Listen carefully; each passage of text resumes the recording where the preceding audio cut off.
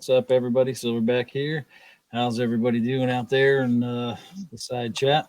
We got, as always, co-host Josh Benware here, and the not the AK guy, Brandon Herrera, as I like to call him. How's it going, guys? It's a pleasure to be here. And that pun was awful. Yeah, it was. So, you've recently run into a pretty big jump in success here on YouTube. How do you find that? Oh, it's been crazy. Honestly, last what has it been, like 7 months ish have Mhm. been ridiculous for us. As far as I think we started out the year at like 30K, and Yeah, right now we're just cresting 167K.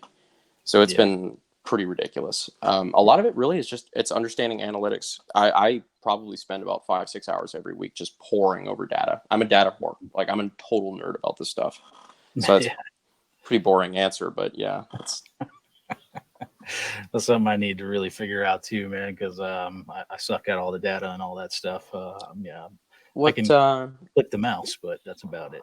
what do you need help with? Oh, probably just about everything. I sh- I am available. You clearly have access to me, so if you ever need to Right, ask any questions or anything, just let me know. I'd like to think I'm at least accidentally doing something right. right on. All right, so why don't you tell everybody a little bit about yourself? I'm sure there's probably a few people here that might not know about you. I texted a guy the other day and said, "Hey, man, I got the AK guy coming out," and he was like, "Who?" Ouch, first of So all. yeah, But no, well, basically, I am just an internet court jester who also likes to build AKs and um, yeah, just cool new stuff. I like doing new stuff with the AK platform because I think a lot of people kind of just leave it stagnant the same way it was from 1953 with the AKM. And hmm I like doing new stuff with it. I like doing like the AK-50, the AK-224, like just kind of push the boundaries with it. So that's kind of what I've found my little niche to be. yeah. I found that 224 video very interesting. I was like, "Oh man, he's really going above and beyond with these AK builds." I know a lot of people are getting really excited about that AK-50. Every time you put out an update, it gets a lot of good response. Yeah, I feel really bad because I've been so busy with everything else that it's kind of I haven't dedicated the amount of time I would have liked to it recently, but Right. it's it is a fun project, I'll tell you that. Definitely, Mhm. it was what gave me my start, Yeah. undeniably. So I it is a fun one, but I'm well, good news I guess for everybody is I'm getting right back on it pretty much this next 2 weeks. So Right on. we're gonna try to make some massive progress with it. Mhm. Yeah, I mean it's come along nice now that you got the whole bolt group and everything, all that play worked out of it and everything. So definitely looking a lot better. So So fill me in. What's the AK-50? So the AK-50 is the world's first AK chambered in 50 BMG.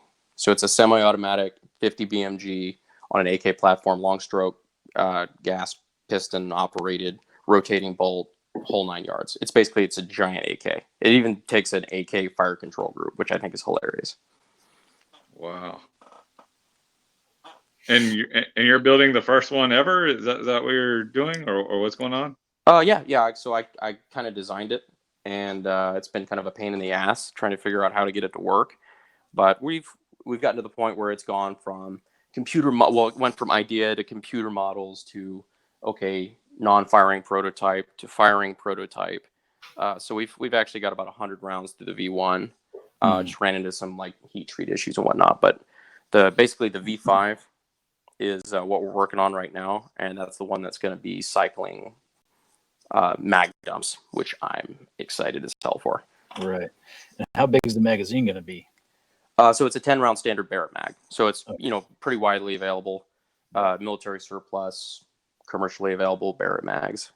Okay. So, yeah, I wasn't sure if you were actually going to build like your own separate AK-50 mag, to keep it still with the banana clip AK style. So people ask for that a lot, but what is kind of funny about that is that you really wouldn't want it because it wouldn't Mm. feed.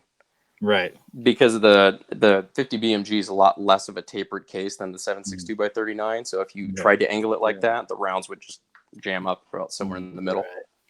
Yeah, it'd start to form a wedge, I'm sure. It's a really boring answer. Everybody just wants that banana clip. I hate to be the guy who rains on the parade.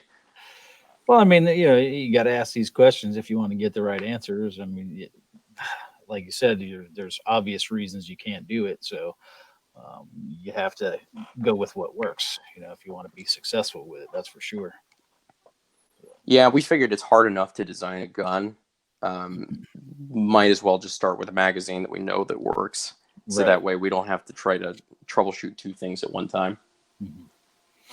Right on. Yeah. Oh, go ahead, Josh. No, go ahead. No, you finish your statement. You started speaking first.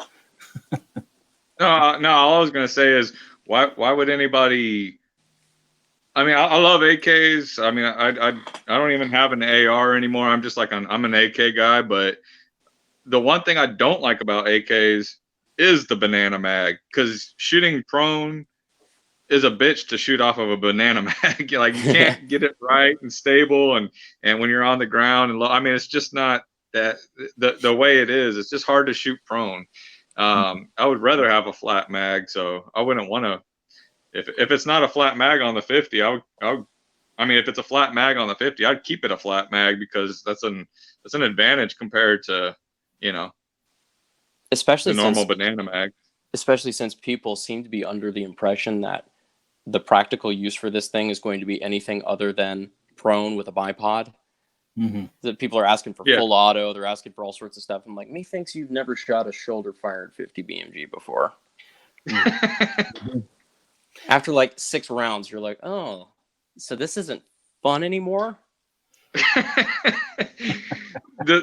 So is it going to have the giant brake on it like a normal 50 BMG with the barrel that has that whatever shock system where the barrel, I can't remember what the hell it's called. So a reciprocating barrel system. Yeah. Kind of like the Barrett has. No, we've got a fixed barrel, which is why I think we've actually got a really good chance at getting some decent accuracy out of it. Because our barrel doesn't move. It's threaded into a barrel extension, and the barrel extension is pressed and pinned into a receiver. So it's, I mean, very stable. Barrel doesn't move, and I'm cautiously optimistic that we can get some decent accuracy out of it, at least for what 50 BMG is capable of. It's not a super accurate round. People think it's like the ultimate sniper caliber, but it's kind of ass. Yeah. Well, I'm sorry. Can I curse on the stream? I forgot. Yeah, you're fine. Okay, cool. I say the fuck word a lot. Yeah, okay, I normally do a normal conversation. I don't know why whenever I'm in front of the camera or whatever, I try not to say things like that. Because you're an absolute professional, that's why. Absolute something, but not sure about how professional. Shit, now I forgot what I was going to say. Oh, yeah, well, I fired the Safety Harbor 50, which has the fixed barrel on it. That's the bolt gun, right? Yeah, it's the bolt gun, yep. I compare like the recoil to that to somewhat of like a 12 gauge. I don't really think it's all that bad, but we were shooting it off of a bipod on a bench rest anyway. So the best thing I can compare it to for people who aren't used to it is a really light, as far as like weight of the gun, really light 300 Win Mag with no muzzle brake. That's about what it feels like, because the weight of the 50 BMG or the weight of like for example the Barrett or the AK-50, they both come in at roughly about 30 pounds. Right. So the weight of the gun actually helps out a lot, and a big ass muzzle brake definitely helps. So it's not terrible, but yeah, I mean it's definitely not comfortable. Yeah. So you have like all these machines in there? I mean, do you work in some type of a special shop or something like that to where you have access to the machines to make this stuff, and I mean, well, how are you able to do this? So a lot of the AK-50 stuff is way outside of my ability to do in-house. So we outsource a lot of the machine work. Like we work off of CAD files and everything like that. So we'll draw it up in the computer, and then we'll send quotes out to different machine shops that can prototype stuff out for us and things like that. So we bring it in-house, and then, when we get all the stuff, then we put it together.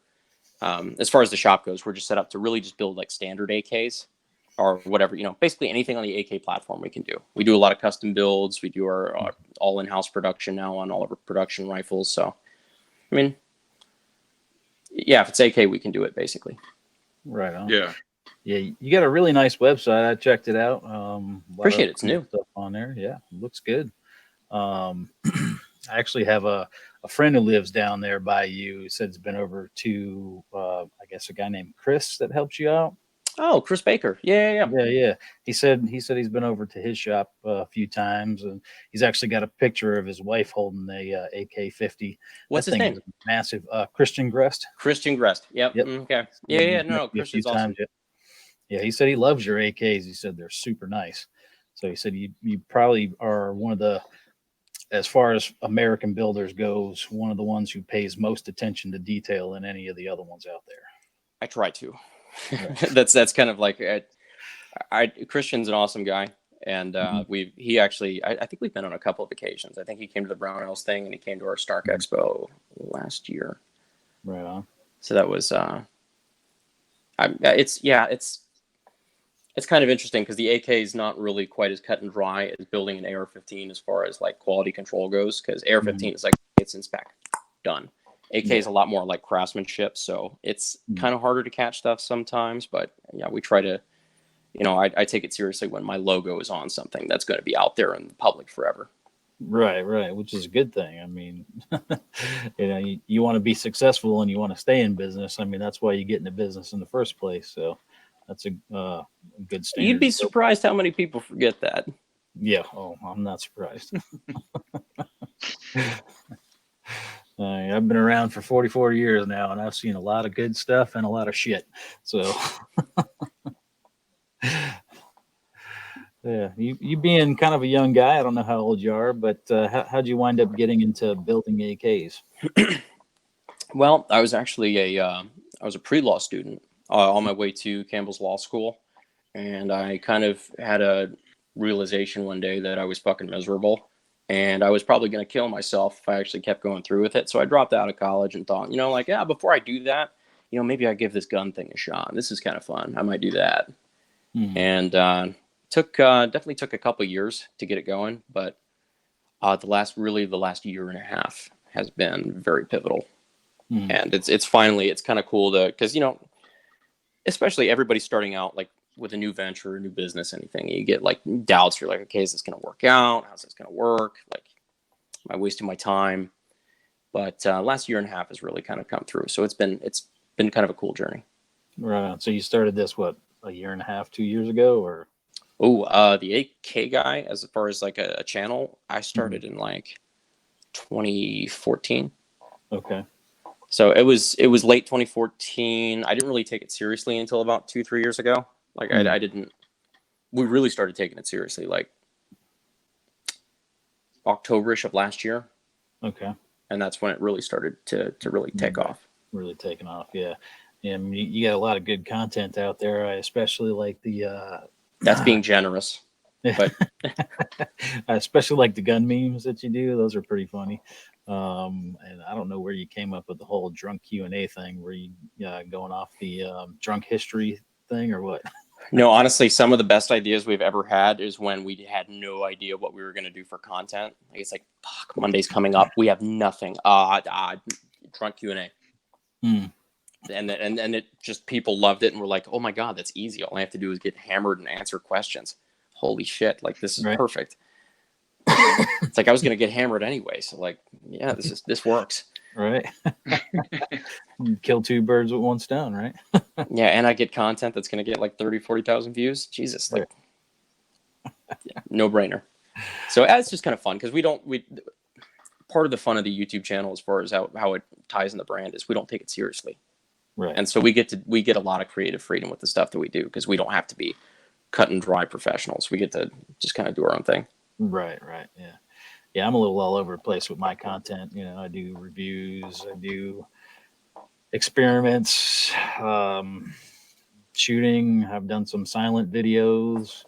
So I mean, I don't really have a style, so to speak. I just do whatever comes out. I fly by the seat of my pants, and whatever comes out when I get in front of the camera is what the video turns out to be. So, like a lot of guys I know, like with the bigger channels or whatever, they'll get out there and they'll script what they're going to do and they'll plan out everything.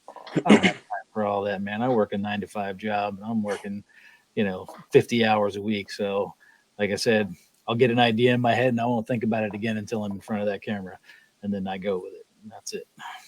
So we try to do scripts for everything that we do, but about 90% of our content ends up just like that right there because I get busy or I tied up in something else. And it's just like, shit, we got like 2 days to film this. Let's just go ahead and get this out so we can get it on time.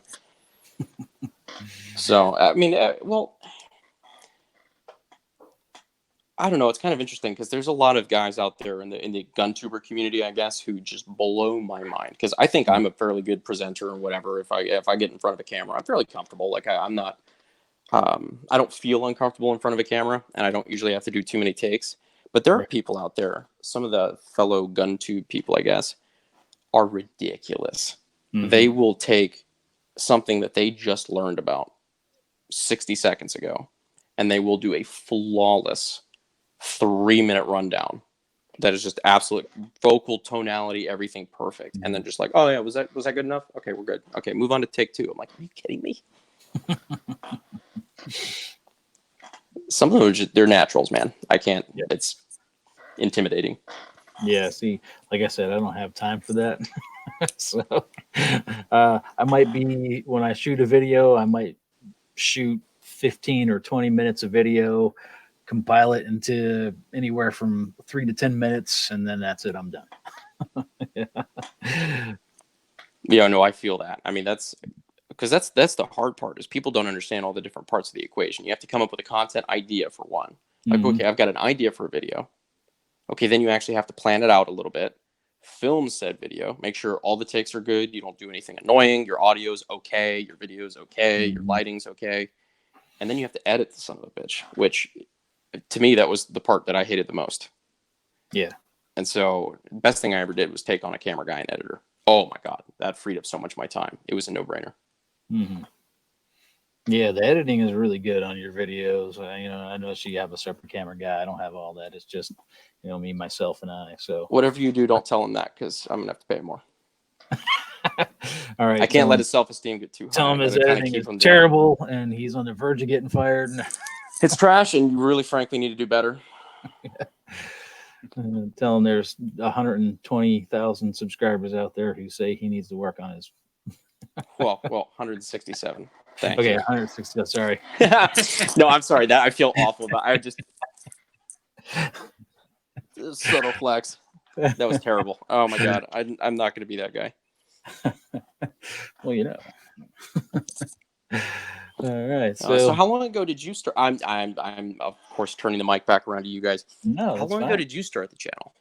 Because I haven't really kept up. I know you reached out to me, and I've heard of you guys before, and I've seen you guys pop up a time or two.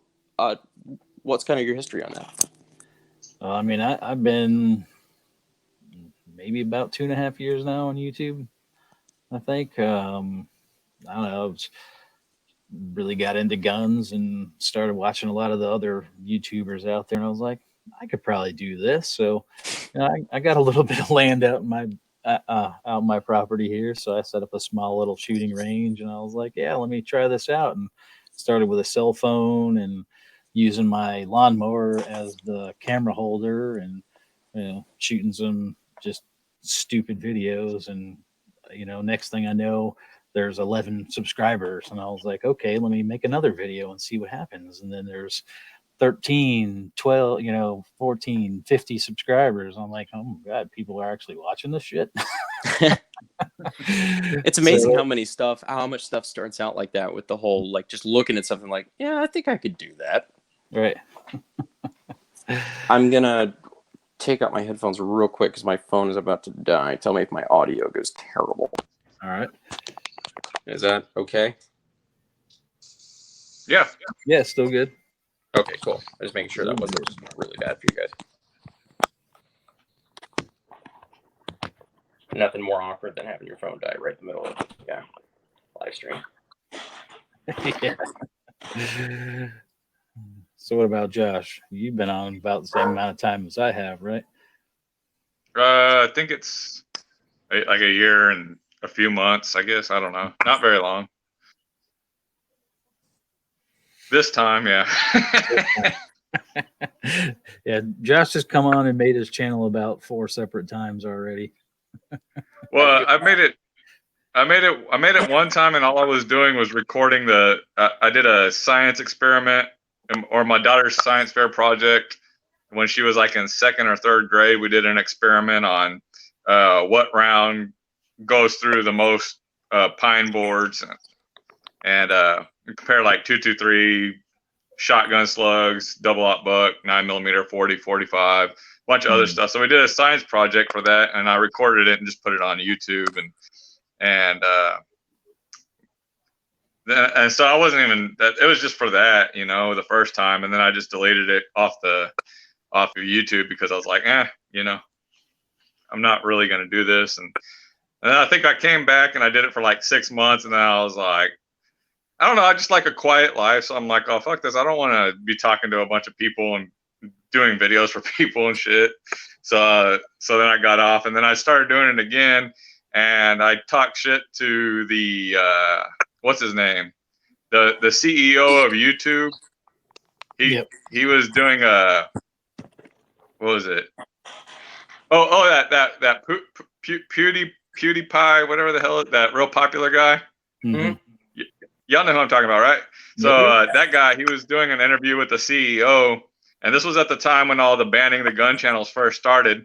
So I went on the comments and Google or YouTube. YouTube of YouTube, like the main guy of YouTube, the main guy. And so I went on there and I started calling him a communist bastard that was keeping everybody behind the Iron Curtain, and I said all sorts of shit. And my channel was gone like in 5 minutes.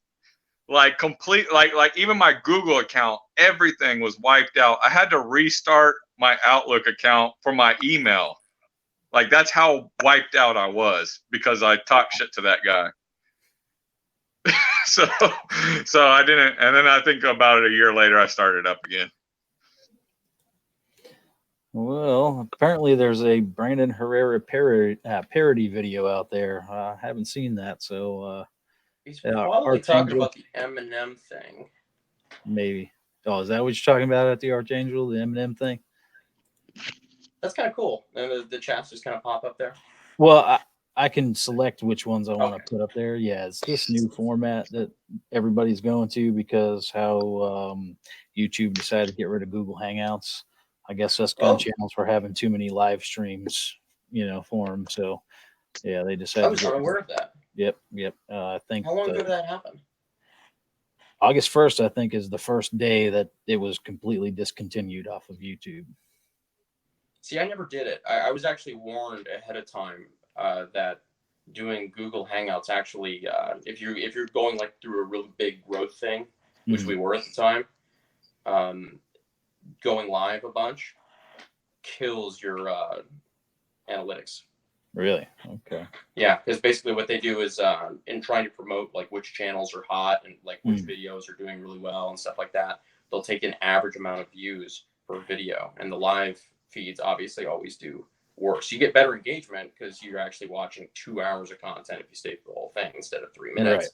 But it's the view count that just tanks everything because you'll have, let's say, 1,000, 3,000, 2,000, and then you have 100 in a live video. Yeah, and also they probably your audience retention probably really sucks on live chats too because people are just coming in and out so much. So I don't know if they consider that for the live chats too, but yeah, that would be a channel killer too. Normally, and see that's weird. Normally, what they do is it's not percentage of, and this is to my understanding of the algorithm, it's not percentage of video watched, it's time watched. Right. Normally. Oh, okay. Normally. So like if you have a video that's 20 minutes long and people stay for 5 minutes, that's 25% retention. 5 minutes watched is more important. So if you have a 5-minute video that people watched 3 minutes of, that's 60% audience retention. But it's going to be less favored than the 20-minute video that people watch 5 minutes of because YouTube, all YouTube cares about is keeping you on YouTube. Yeah. Interesting. All right. Well, we got a question out there from the Archangel. He says, "What's Brandon's view on the AK in 6.5 Grendel?" Not interesting to me because it's already been done. And this is what I tell people. Like they're like, "Why'd you go 224 instead of 6.5 Grendel?" I'm like, all things considered, the 6.5 Grendel was probably a far better candidate, frankly, for a long range AK like that to do 1,000 yards. Wasn't interesting to me because Vapor had already done it before. Okay. And so like there's already a production gun out there that's in 6.5. A, it's not selling well, so that's a pretty good indicator. And B, if I'm not trying to sell a whole lot of them, and it's just for shits and giggles, might as well do something different. But I mean, 6.5 Grendel, it's more than capable round from what I hear. I don't really have a whole lot of experience with it, but I know you can get cheap Russian ammo for it too, which is nice. Right on. Yeah, see, I didn't know there was really anybody else out there experimenting with the AK platforms, doing different things. But I seen was Vapor. That's Molot in. Oh God, you're gonna put me in spot. I think it's right on the border between Russia and Ukraine. Okay. And so they did that. I guess they were doing a whole bunch of different funky calibers for civilians and whatnot there. And they're like, okay, well, 6.5 Grendel actually shares the same base diameter as 7.62 by 39. So for them, it was just swapping out a barrel. Interesting stuff. Right on. So you like, I know you've seen the post that I put up there on Facebook today about having to clean my AK because it was dirty. Why? I don't know. How they like it. I hadn't cleaned it in a couple thousand rounds, so it just really needed to clean it anyway. So I just put that up there as a little joke for everybody, I haven't cleaned this one in about a couple thousand rounds either, so. So this one is a Zastava M90NP, chambered in a 5.56 with a AR magwell. Very nice. Hopefully they start bringing those back. I'm kind of interested to see what Zastava USA is going to do. The only thing I don't like about it, I mean, it's light. It's still heavy, but it's a lot lighter than a AK with wooden furniture on it, but it's got this polymer furniture on it. I really don't like it that much. And I like the black, that it's all black. I love that. So I'm thinking about trying to find some black stained wood furniture for it. Anybody who has anything that would work with that or what? Google's probably the best answer for that one. You can usually find some stuff. It's like nobody makes it production because it's all like surplus stuff. So it's just kind of like who has the best deal right now. But yeah, I kind of get what you mean on that with the surplus. Well, not the surplus, but the new production Serbian black polymer. I'm not really a super fan. It feels kind of cheap. Yes, like it feels like a step above 3D printing. Really, it's kind of like it's like the Keltec polymer. It just feels very cheap. Yeah. It is. Very nice. Cheap too. Yeah, that one's from nice. Mother Russia. Just like God intended. Yeah. Yeah. I remember when you got that thing. Yeah. Well, I mean, I think my first AK was a Century RAS 47. And I was like, after that, I was like, if next AK I'm getting is from Russia, like straight up, nothing else. So I've been advised by legal counsel not to comment about that weapon system anymore. Well, I do have a dirty AK here. Oh, show me. Oh no, is that the Chiappa? Yep, it's it's a Chiappa, but it was imported by Charles Daly Defense, the Pac 9. Yep. Interesting. I'll tell you, this thing is a runner. Since I got the Glock adapter in here and got the actual OEM Glock 33 round mags, it doesn't stop. It just goes and goes, man. I'll tell you what, that Mac 9 that they were importing from Romania is one of the funniest damn guns I've ever fucked around with because it shouldn't work. But it does. It's one of those things like I thought it was fucked up. I thought it was broken when I picked up the first one because they had a Glock mag in it that had like at the bottom, all the way at the bottom, probably like 3 inches of front to back play. Like you're fucking kidding me, right? Like this thing jams every round. They're like, no, we fucking ran it full auto all day, not a single malfunction. Yeah, this does have a little play because even the magwell itself has a little play in it, but you put the magazine in it, and That's it always wiggles. good. Yeah. So, but it goes. I haven't had any issues with it. I tried some of those. I don't even think they were the KSI ones, but they were some Korean Glock mags. When I first started using them, they worked fine in my AR9. But when I put them in this Pac 9, like every other round, stovepipes. Yeah, it's weird. But I put the OEM Glock mags in there, and not a single issue. It might have to do with how fast it's cycling. Mm. Because a lot of those, I have no idea. That was literally just a guess. I'm talking on my ass. I have no idea. Yeah, I really don't know either. It's like one of those mysteries that you'll never know unless some engineer tells you why. And I'm not an engineer, so I would never know. I like to pretend I'm one sometimes. Yeah, I'm not an engineer, but I play one on YouTube. Yeah, there you go. So, how about political views? What are your political views like? I'm sure people are pretty interested. Oh in that. hell, we're going there. All right. I have probably two political views. I have my philosophical and I have my practical. Mm. So philosophical, I'm about as anarcho-capitalist as you can fucking get. Mega libertarian, 80% suitcase nuke. Just leave everybody the hell alone. If you haven't hurt anybody else, no victim, no crime, whole 9 yards. Right. Practical views, I lean pretty heavily Republican, just because they're not awesome, and frankly, I probably wouldn't get along with most of them because I've met a lot of them, and I just don't. Not really my thing. But they are far more in line with what I want to be than the alternatives. Because the big L libertarians are all fucking terrible.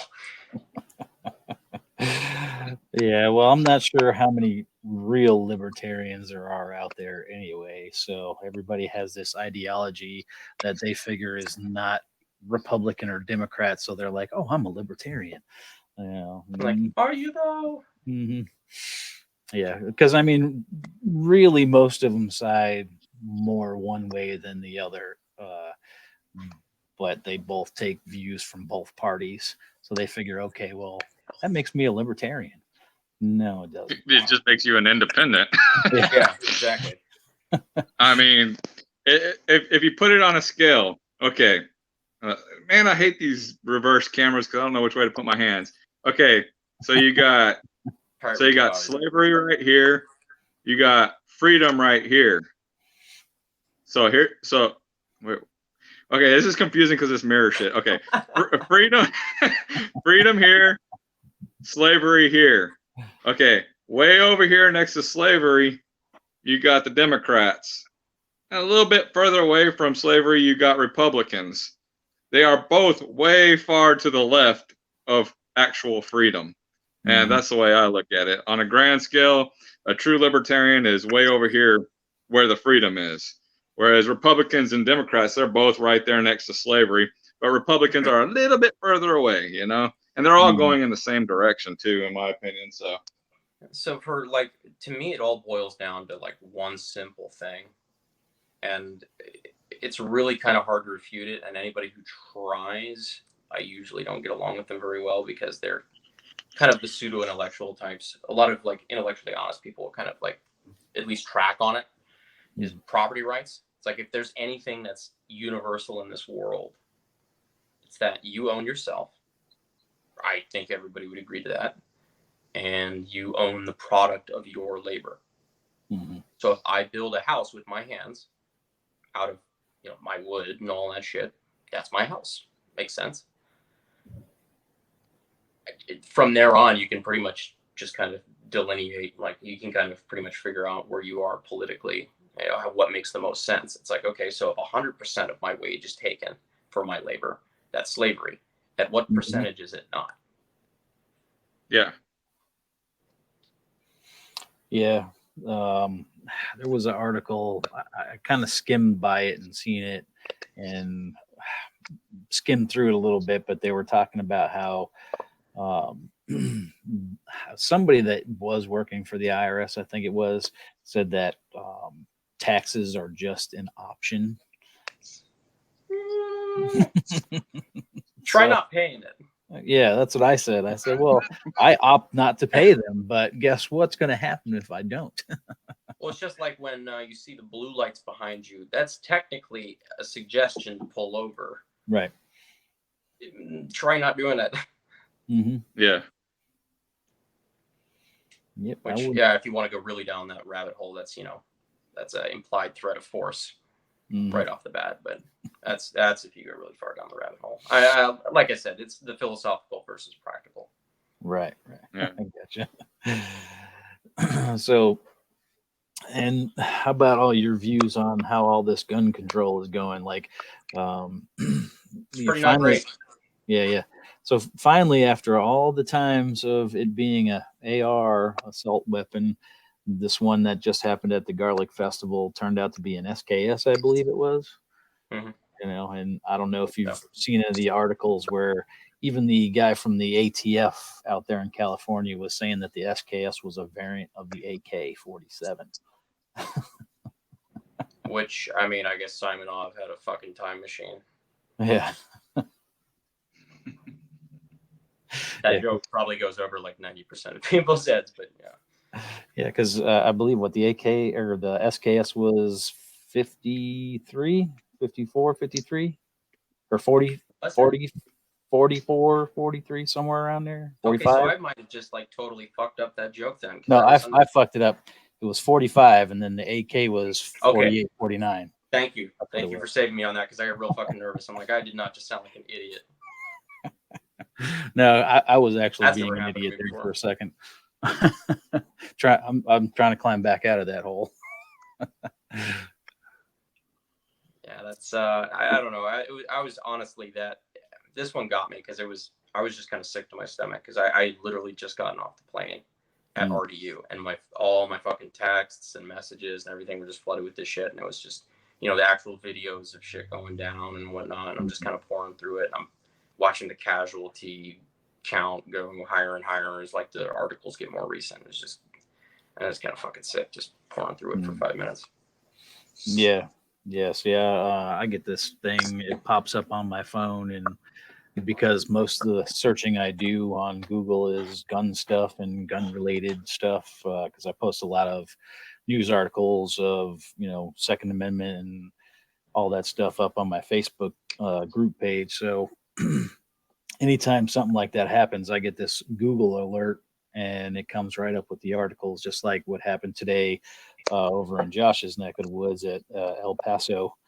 Um, Within the first 10 minutes, I knew what was happening. I was terrified for like a good 5 minutes that it was my gun because it looked like it. I mean, I saw one surveillance photo and it looked like, I mean, it's plain Jane wood furniture AK. I couldn't really tell the furniture color because of the surveillance photo. I know I've shipped guns to that city before, and they had like what looked like the yellow X-Tech mag that we've pushed a lot, and he was right in my target demo, 21-year-old Texas kid. And I was really fucking just sick to my stomach about it for a couple minutes because I just talked to somebody about it this morning. Like, thankfully we've never had any of my guns come back, used in a crime or anything. And I was just kind of like, yeah, that's kind of cool. And then as soon as I get off the plane, I see that shit. I see that photo pop up. I'm like, fuck. So then now there's photos of the. Okay, because I haven't looked at anything. I've been busy with a bunch of other stuff since about 5 o'clock, so I haven't seen any updated reports. So the one in Texas at El Paso was an AK that the guy used. It was a Wasser 10. Yep.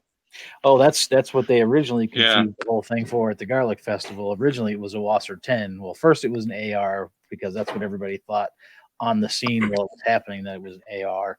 And then the news reports started saying it was a Wasser 10, and then it was a AK variant, and then it was the SKS. So, I'm not sure what it really wound up being in the end. Which, to be fair, like if you say SKS on national news, the average person doesn't know what the fuck you're talking about. No, they don't. Doesn't make it right, but yeah. So yeah, I didn't know it's that. kind of a rough deal. Yeah, I didn't know that was the thing. So, but speaking of, I got one of those also sitting over here. I like to pull a bunch of rabbits out of my hat. There you go. What country? This is a Zastava. It's a Yugo. Okay. Yep. Can you tell I like the Zastava stuff? I'm starting to get that impression. Yeah. Yeah, I saw it. I couldn't pass it up, and then especially when I seen it said Zastava on, I was like, oh, even better. Because I've had that AK and I haven't had any issues with it whatsoever. So I always had a bad taste in my mouth for the SKS, and it's not fair. And I've got so many like gun biases, and I tell people all the time, I'm like, don't fucking listen to me because I'm weird, and I just acknowledge that this is personal preference, and I'm not gonna try to convince anybody. I can't stand SKSs mostly because I had a friend of mine try to convince me that SKSs were better than AKs. Like we were both like 16, 17, whatever, and he loaned me one of his SKSs to do some shooting with. And it jammed like every third round. I couldn't get it to feed right. And I was like, okay, well, that's kind of a piece of shit. And he's like, no, try my other one. So he traded off. It was like a Norinco and a Yugo. And same thing with the other one. I was like, it wouldn't feed. It's like, fuck that. Which I find out later, like, obviously SKSs are a lot more reliable than that. But it's kind of one of those like mental things that sticks with you. When it happens that much, you're just like, yeah, I'll steer clear. Yeah, I haven't had any problems with this one. The reason why I ended up buying this one was my brother-in-law had gotten a Norinco from his future father-in-law and gave it to him.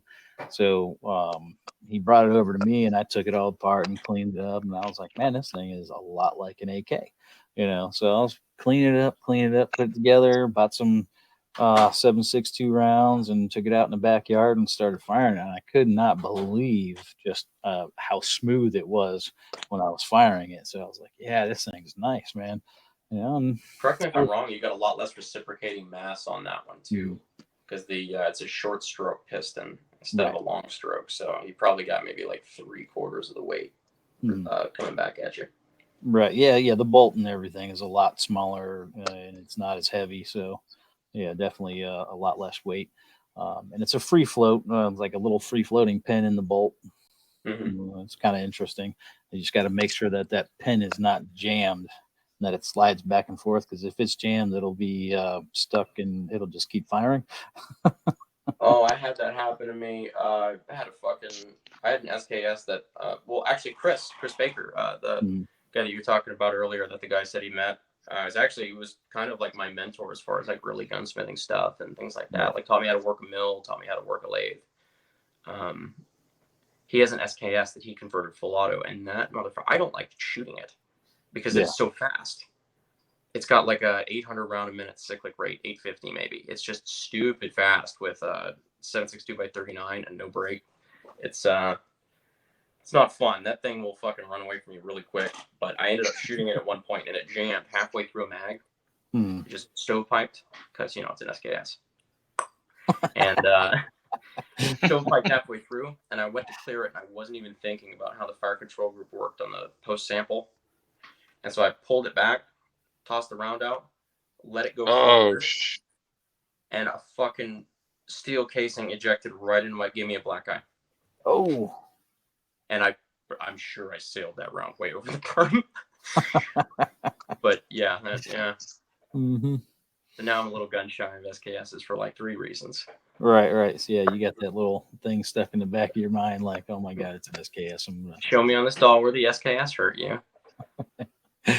Yeah, well, I mean, with his, when he first brought it over, because he said the thing hadn't been fired in years, it's been sitting in a safe, and there was still cosmoline all over the spring and everything, and I was like, okay. I mean, the rest of the gun was fairly clean, didn't have any cosmoline on it. It was a little bit in the trigger area, but the whole recoil spring was nothing but cosmoline, so I had to clean all that crap off there. Isn't that always fun? Yeah, it was great. It was like cleaning, sap off of a car, The funny bit is that you can actually get like the ultrasonic cleaners will do a pretty decent job at taking the cosmoline off. You pretty much have to dedicate that ultrasonic cleaner to just cosmoline because you will never fucking get it out of the cleaner. Yeah. Well, I don't have any of that fancy stuff here, so I just use gun cleaner and elbow grease. I literally thought about getting one just for cosmoline stuff. I'm like, you know, how much fucking headache do we have to put up with just because of cosmoline coated? Yeah. Like the Yugo stuff is the worst. Yeah. Like that stuff, they were fucking doing the air runs with what is that? Like I'm drawing a blank now. Where they do the strafing run of the pesticide and shit like that on the fucking plane. Oh yeah, I don't know what they call them either, but I know what you're talking about. Yeah. I'm blanking on the term like an idiot, but they basically did that to all their parts. They just fucking coated it from above. Yeah, every single Yugo kit, gun, doesn't matter. It's just fucking coated in cosmoline. Yeah, I seen the unboxing that they were doing over there at Classic Firearms, where they had Such in there taking out all the Norinco SKSs out of the crating, and those things were caked in cosmoline also. That's disgusting. Yeah, people don't realize like I make jokes about cosmoline and everything like that, and oh yeah, the smell of cosmoline or whatever. I'm like, this is like fucking gasoline based, basically. Yep. Here we go. Fat bastard answered our question. Yeah. Thank you for that. I feel like less of an idiot. So yeah. Hey, go ahead. No, I was gonna say this is my daughter's last weekend before she goes back to school, so they want to go out to fun tractors and stuff. So I'm gonna have to cut short. All right, no problem, man. But thanks for having me on, Silverback. Good to meet you, AK guy. Josh, it was good talking to you, man. Y'all take care. Have a good chat. All right, take care, man. You too. All right. So yeah, like I said, when he brought it over here and I cleaned it up and everything, and I was just kind of putting one round at a time in there just to see how it was working. Then I popped a couple rounds in there. And finally, I put all 10 in there, and it ran flawlessly. I didn't have any issues with it. I ran through a couple boxes of ammo, and no jams, no stovepipes, no casings hitting me in the eye or anything. So I was all right. That's the better of the two ways that can go. Trust me. Yeah. All right. Hey, Christian Gress is here. Hey, what's going on, Christian? We were just talking shit about you. Yeah, we were. I sent him a link, but I don't know if he's going to be able to join in.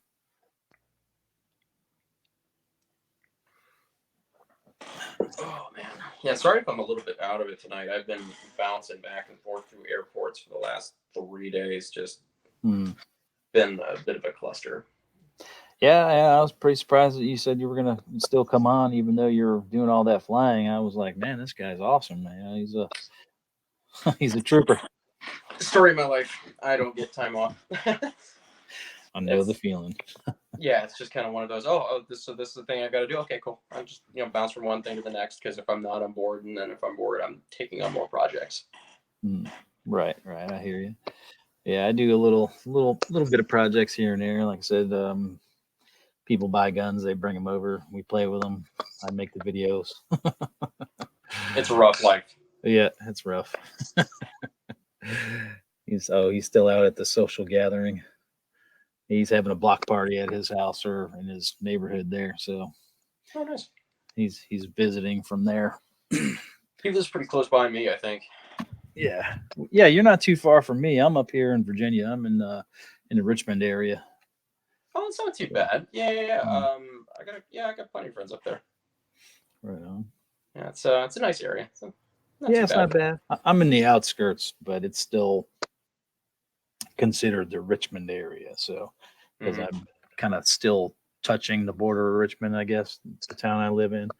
So I'm a bit in the country, which is nice. So I've been able to set up a small range. It's only 18 yards, so I try to stick with nothing but like pistol caliber stuff back there as far as that goes. But if I get a rifle or somebody brings one over that hasn't shot it before, and especially if it's a used one, we'll take it apart and clean it up, and I'll take it out there and shoot it at the berm a few times before they take it and go shoot it somewhere else. So I know it's working all right for them.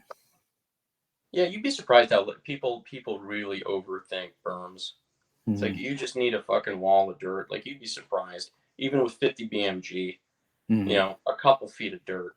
I mean, you're dispersing a lot of kinetic energy very quickly. Right. Just so damn heavy and it's so dense. I Mhm. mean, especially if it's packed right. It's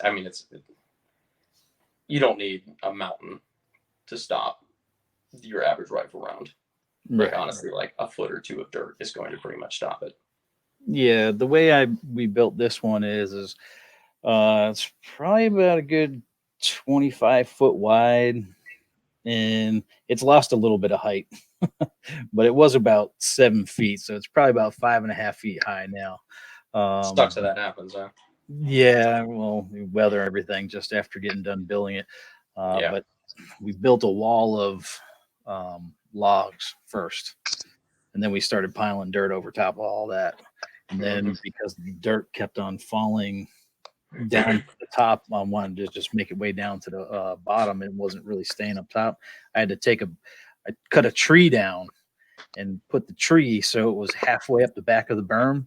So that way it would stop the dirt from falling all the way down to the bottom in the back so it could build up the top a little bit more.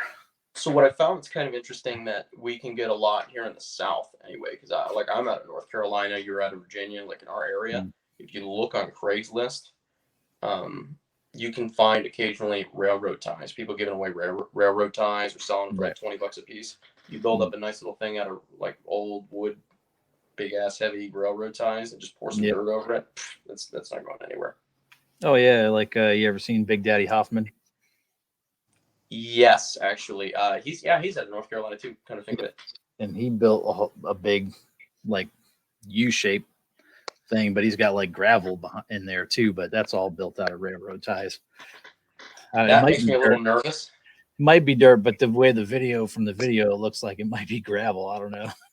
That shit. I've taken a lot of shrapnel Yeah. over the years, and spalling is not something I really like to fuck Yeah. around with.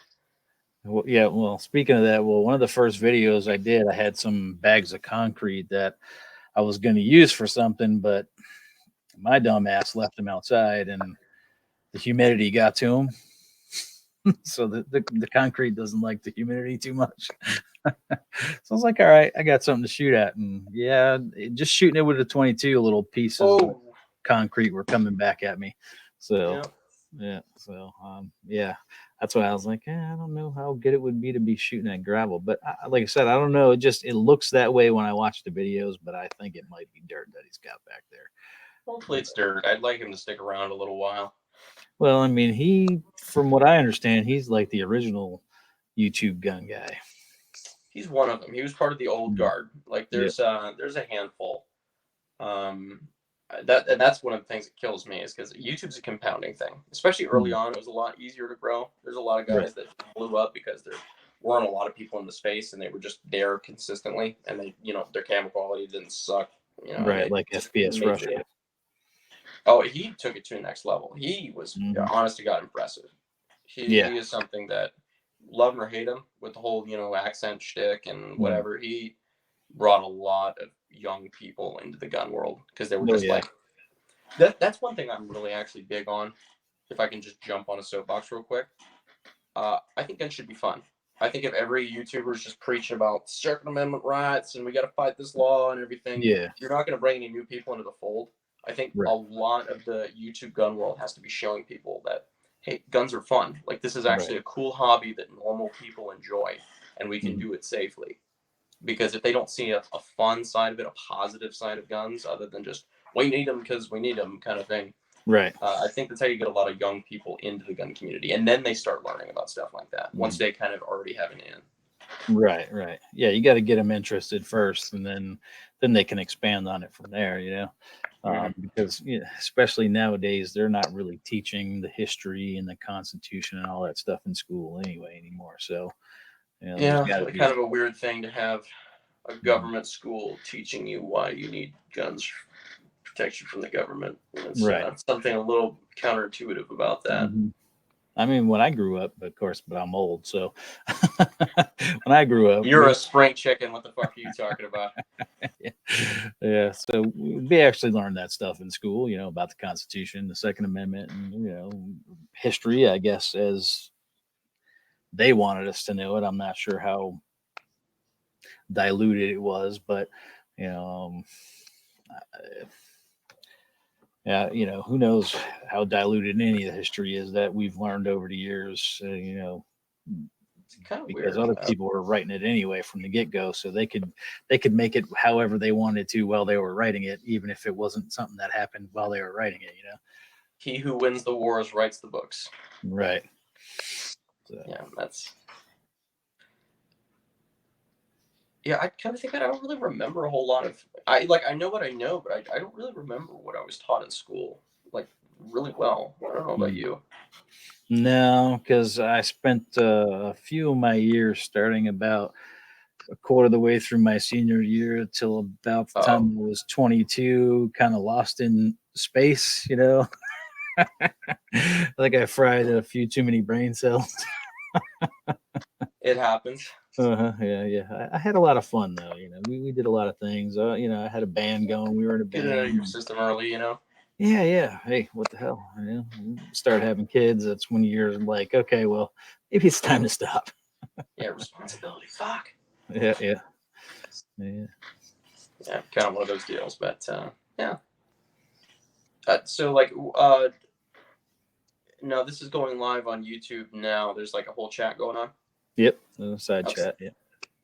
That's one of the things that I hate about streaming through my phone is that I Right. can't pull up another tab and see the chat and everything like that. Oh, I got you. Yeah. Lying blind.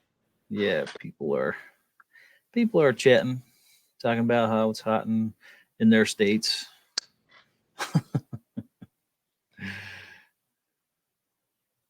Oh, where'd you go? Sorry about that. That's I okay. had a phone call that just came through. Sorry about that. Am I back? Yeah, you're back. You're there. It just the screen went black yeah. for a minute. So, Mr. Big Kid. Phone call. Oh yeah. Phone call cut me off there. Yeah. Sorry. Not a problem. It happens. Like Mr. Big Kid said, 100%. He agrees 100% with you. He likes to parody and show how guns can be fun. Mr. Big Kid's got some fabulous content. I think he's like. Never heard of him. Yeah, he just passed over 700 or so subs. He's fairly new at this too, just like me. I think we pretty Everybody much starts started, somewhere. Yeah, I think we pretty much started around the same time. But he does a lot of good editing and a lot of good content. But yeah. And honestly, that right there, the whole lighthearted, personal parody, all that shit. Mm-hmm. I think that's why guys like us can stand out so much because there's so many people. There's so much bravado and testosterone in the gun industry that everybody has to be super serious, hyper operator, Navy SEAL, expert. No, not a lot of people are having fun with it, and so and that's honestly what people want to see. They've had a hard day, right? They want to see stuff that they're interested in. And they want to laugh, and so there's not enough people delivering on that because it doesn't feed the ego as much, I guess. Which I like because I found a way to do both. Right, there you go. Yes. I don't know. You might have heard a few people with that AR guy versus AK guy thing, though. Those things fucking exploded. I know, those are great videos. I had people randomly coming up to me saying like, "Oh yeah, well I don't even like guns, but that video was fucking hilarious." I'm like, "Oh, cool. Why?" See, I was wondering the whole time I was watching the video where you had the AR guy and he had beads of water all over his gun, all over his face, on his glasses. I'm like, why is he all beaded up with water? Well, because we had a skit planned and we were late to upload and it was fucking raining while we were shooting it. That just kind of worked out that way. It was like, so there's nothing worse than uploading a video and then 30,000 comments point out an imperfection in it and they're all right. You're like, oh. I just didn't know if you put it in there for some relevance of it, being the soy boy type of thing. I don't know. Oh fuck no, total accident. Yeah, because We hide a lot of like really crazy shit in our videos and whatnot, just like little internal Easter eggs. But a lot of times people give us, they think we're way more clever than we are. mm, They're like, "Oh, did you play in X, Y, and Z?" I'm like, "Yeah, sure. If you want to think so, sure. Yeah, I mean, I try to keep my videos light. You know, when I first started, I was doing a lot of just random, random stuff. You know, and then a lot of people are like, "Man, that was great. Thank you for the laugh. I just got home from work, or I had a bad day, and you know, it was awesome. I definitely like that." You know, I've kind of strayed away from that because I've been so busy working. I have even less time on the weekends than I used to. You know, so I've got a few things planned. I have already got my props. A lot of the stuff I get from like Craigslist and things like that. So you know, I don't have to pay for stuff. I'll go to the Craigslist free ads and look at stuff to see, what can I try this week? You know, right." yeah. And being in the auto body industry, that's what I do. I work in the auto body industry. Um, I can get a hold of a lot of different car parts and things of that nature. So I've experimented with some car parts and windshields and things of that nature. So So I got my kind of entrepreneurial start, I guess. Is I used to flip cars as a teenager. I'd go to right like on. the DUI auctions and shit like that, and buy like beater junker cars, fix them up, and then sell them on Craigslist for twice what I paid. Mhm. That was kind of my foray into it. Yeah, well, you can make some good money doing it. I don't know about North Carolina, but here in Virginia, unless you have a dealer's license, you can only sell 5 a year. Yeah, So, thankfully I was broke as fuck, so I wasn't selling more than 5 a year. right. So I don't know if it's the same way down there in North Carolina, but I don't know what the limit is. They have some rule like that. yeah. Well, I know here a lot of guys, and it's pretty messed up because they'll take like cars with salvage titles and they'll register them down in North Carolina. Uh, So they got a clean title, and then they'll bring them back up here and register them here so they don't have the salvage record on them. Because here in Virginia, they're pretty strict about that, and they'll have a salvage title on there, and it'll show up everywhere. So Smart. It's, I mean, kind of fucked up, but smart. yeah. Mhm. So I don't know if they've caught on to that yet. I might have just let the cat out of the bag here.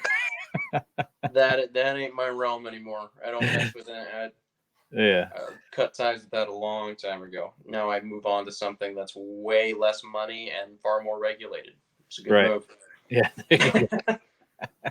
So when you started because you have an FFL license, right? And like Correct. what is it, a class If three I didn't, that would be a manufacturers? big fucking problem. Yeah. And you have like a class three manufacturer's license, I believe, right? So what it's called, it's 0702. So it's 07 manufacturer's license Hmm. or manufacturer's FFL, and an 02 SOT or special occupational tax. And what that is on top of the FFL, I pay $500 extra a year. And I have an SOT that basically means I can manufacture post 86 machine guns, suppressors, uh, short barreled rifles, short barreled shotguns, and transfer all that stuff in and out of our books. Okay, right on. So now, do you have like a storefront, or is it a warehouse, or is it a shop, or do you do everything out of your house? No, we got an office location and we got a shop with a little range back behind it and everything like that. But it's we don't have a storefront. I don't think I'm going to do that for a long time, just because I think Right. it's a lot of overhead, and I'm kind of Right. like really into the lean stuff because like Mhm. I've got an online site Right. because we're not even set up to do NICS checks. Like we can't do 4473s Mhm. because I never set us up in the system because I really had no interest in doing it. Right. Because especially early on, I couldn't pay an employee to sit there and just basically pick his nose all day. Right. So just yeah, it's for your instance, and a lot of people probably make a lot more money by doing the online thing because it's easier just to send it off and let somebody else do the background check. You know, that actually already has all that stuff in place, I guess, right? Oh, absolutely, and not just that, but it's the overhead. It's like how much are you going to pay for somewhere with actual good, Mhm. retail store frontage, like road frontage, you're keeping the lights on, you're paying the air conditioning, Mm-hmm. you're paying employees plural to sit there and Right. wait for customers that may or may not come. It's like, okay, well, I can just have an internet website up for $300 for 2 years. Right. Which is why two of the gun stores here in my town just recently went out of business. So, Yeah, it's a fucking terrible business. I don't know why people get into the gun business as far as like retail sales. I right. swear it's just a bunch of rich guys that like guns because I can't find any way to make sense of it Mm, unless you're doing a lot of like custom Cerakote or right. something on margin. Like on the Mm, business side, there's no margin in guns on the mm, dealer side. It's right. horrific. You'll Damn. sell a Glock and make $30. That's it. Yeah. And I don't see why people do it either. I guess maybe it's the accessories and stuff that they sell, which would probably make them the money. So, It's higher, definitely higher margin. Accessories are higher mm, margin. Ammo, I think, is okay. And if you got a range there, you can make some money on the range mhm, and transfers, I guess, to a degree. right. Yeah. Cause, it's tough to find it around here. I don't know what it's like down there in North Carolina, but around here, everybody wants 50 plus for a transfer. There's only, Fuck no, yeah, yeah, no, that's horrific. Jesus Christ, yeah. The, I've never paid more than $25 in my life. right. The closest store to me now, they want 75, I think it is, for a transfer. Yeah. Do they have a fucking like rub and tug joint that you wait while your fucking FBI check comes back? Like, where's the Mm, 75 coming from? nope, I have no idea, man. But I guess they just really want people to come in and buy from them instead of having stuff shipped to them that they bought somewhere else. So they're trying to discourage people with the higher transfer fees or whatever. Instead of just lowering their transfer fee so everybody gets their transfer done there. Right. Something that they don't have to invest 90% of what they'd be making back Right. into the product first. It was literally just free money being tossed at you. Yeah, that makes a lot of sense. Right. And then you're getting people in the store to actually see your store. So maybe they'll come back and actually buy something from you, you know? Yeah, But while if, they're in there getting the transfer, they're like, okay, so you bought a Glock off of Bud's gun shop. Oh, mhm, there's a Glock holster there, or I'll pick up some 9mm while I'm here. Stuff like right. that. Yep. Yeah. I That's mean, a cool patch or T-shirt. yeah. Yeah. Which I don't understand because one of the shops that was here that went out of business, and they were pretty successful for the first few years they were open, but they sold more than just guns. I mean, they did guns, ammo, accessories, What shop was it? fishing. It's a place called Hopkins Gun and Tackle. I don't Mm, recognize it offhand. yeah. I mean, but they sold clothing and fishing stuff and all kinds of stuff like that. So, and this area is pretty big on fishing too. So I don't understand why they didn't have as good a success as they should have had. And they had a nice location, right on the main drag and plenty of frontage. It's not like you couldn't see the store.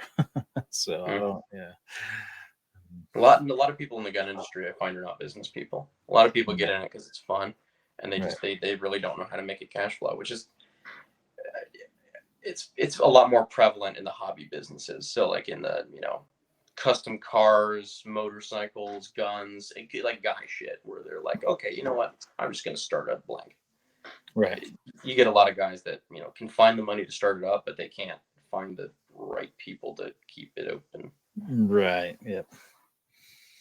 That's I had a shop for a little while, and that was the problem I had finding. Mm. I wasn't a businessman, so I was more of a technician who everybody wanted to work on their car.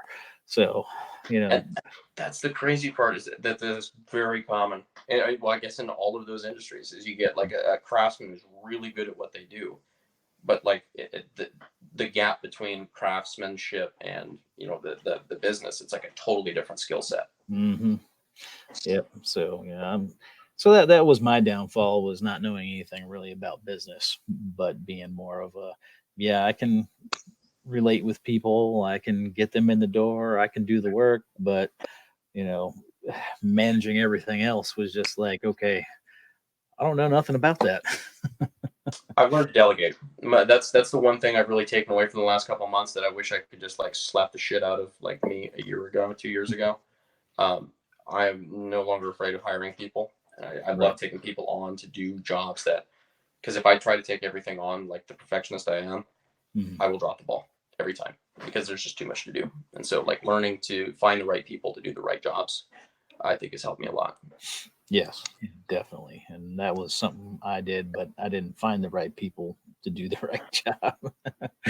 That's where I lost my money. It wasn't the people that I hired to help me work on the cars, it was the people I hired to help me with the money situation. So, yeah, that's where I lost. Yeah, but you live and learn.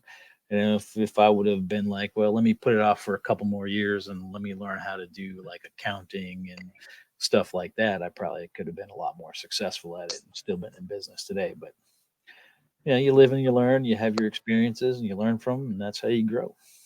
Yeah, 100%. That's one of the things that I'm really, I guess, emphatic about is, I don't regret anything. I have literally zero regrets because everything that I massively fucked up that I was embarrassed about that, was, painful at the time or whatever, fucking hurt my reputation. It's like, that's the Right. shit you learn from, because if it didn't hurt, you wouldn't Right. learn. Exactly. So it's like, okay, well,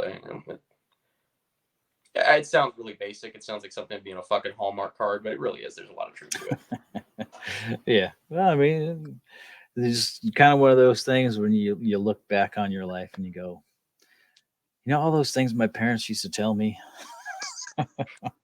Son of a bitch. Yeah. God damn it. They were right. You never, when you're younger, you don't want to think they're right. You don't know what you're talking about. I can I do do. anything. Yeah, obviously, with my experience, yes, I know far more. Get out of the way, mom and dad.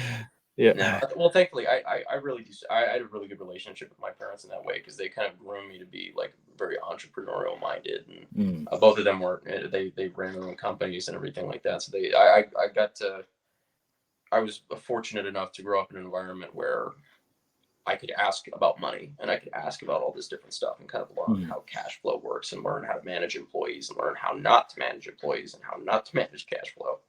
I could see other people's wins and mistakes before I started making my own. Right. That's good. I didn't have none of that. My dad was a UPS driver, and my mom worked at a pet store, and then she wound up working at it was like a day school for disabled people, mentally disabled and physically disabled people. So, um, yeah. So going into business, like I said, because I never knew nothing about it, I just learned how to work on cars. And Well, I guess that was the fun bit, is because it wasn't like I had a silver spoon or anything, because I was lucky enough that I was alive. I was young when my parents had nothing. Right. Like when I was still very young, like my dad was working 3 fast food jobs just trying to keep the fucking, the rent paid at a 1-bedroom apartment. So like I kind of got to see the progression from, jumping off and starting your own thing and kind of expanding it. So that was, even my brothers who came a couple years after me, like I just kind of noticed that they don't really kind of, it doesn't click with them. It's kind of a very unique thing to watch firsthand, especially at an impressionable age. Right. Yep. Yeah. You realize that you don't necessarily want to be rich, but you really fucking hate being poor. Right. Yeah.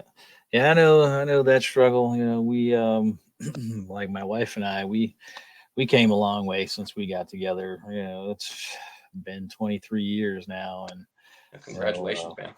Thank you.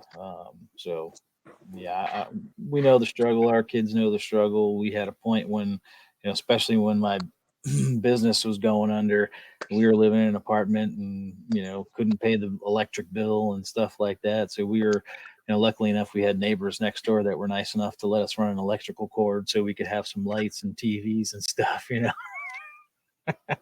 which we always got yelled at by the people who own the apartment complex for doing it. But we went through some pretty tough times, but we stuck it out, and we built up from there. Especially because we had moved from Massachusetts down to Virginia, and when we came down here, we just packed up a car with as much stuff as we could fit in it, and all the rest stayed, and who knows where it is now. And that's how we wound up getting started down here. So that's awesome, man. And it's kind of cool to see because having a wife and everything like that. When it was a very functional relationship, I'm assuming at least that support structure is really nice. Mhm. Yep, yep. She was always, I mean, for us, because childcare is so expensive, she would have worked just to pay the childcare. So I was like, no, there's no point. I'll work because this way we're going to pay less taxes. We'll get more money back in taxes at the end of the year. I'll work. You stay home and take care of the kids. That And way it's we don't way have less to. hassle, and only one of you Right. is ripping their hair out. But well, okay, Yeah. well, it's not like being a stay-at-home mom isn't that easy either. No. So She yeah, probably had it rougher than I did. I'll tell you that. they say it changes. They say it changes when it's your own kids, Yeah. and I'm sure it does to a degree. But at the same time, it's like it only changes that much. Well, yeah, yeah. The nice thing about uh, them not being your kids is you can always give them back at the end of the day. And that begs the question as to why the hell you had them in the first place. Sometimes, yes.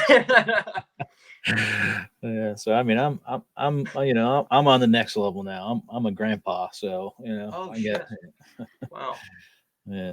So I Yeah, get to shit. see Well, that part of it now. congratulations again. Right on. I Yeah. don't think I'm a father yet. I don't know. I haven't found out. I don't know. Might have a couple floating around that I don't know about, but Mhm. a little too young for that right now. With everything going on. Right. Yeah. Yeah. Yeah. Yeah. Yes. You got a lot going on, so I could definitely see you wanting to keep that kind of thing separate and not getting into it right now. So, Yeah, which is a I don't shame. even have time for I don't have time for all the business stuff I got going on right now, and Right. that's I guess the number one priority. So like, functional relationship is not something that's really in the cards right now. Maybe a Mhm. couple years down the road, but it's kind of one of those things where I just always kind of had the game plan that wealth is compounding, Right. and before I have overhead of a wife, kids, obligations, responsibilities, I want to just kind of try my best to take my best swing at winning the game of life early, Right. and then have the options to do actually enjoy you know I guess having a family. But Right. that's all conjecture, I guess. Hmm. Because you're like, you have no fucking idea. No, I mean you got it right. I mean, because not everybody thinks the same way. So, and like you said, you're a capitalist, and that's where you get on, and that's great because you want to know you have a stable enough life to be able to provide that stuff for your family when you start it. So, that's a leg up above most people where they just kind of jump into it and are like, okay, yeah, that's great. And then you struggle through it. And as you're going through it, that's when you figure out, okay, well, these are changes I got to make if we're going to be successful. So, and that's where it gets really tough because you have a family you got to provide for and you're making money, but you got maybe another opportunity you could possibly take over here that might make you a little bit more money, but it's hard for you to leave this job that you have job security at to jump into something new, so Stability.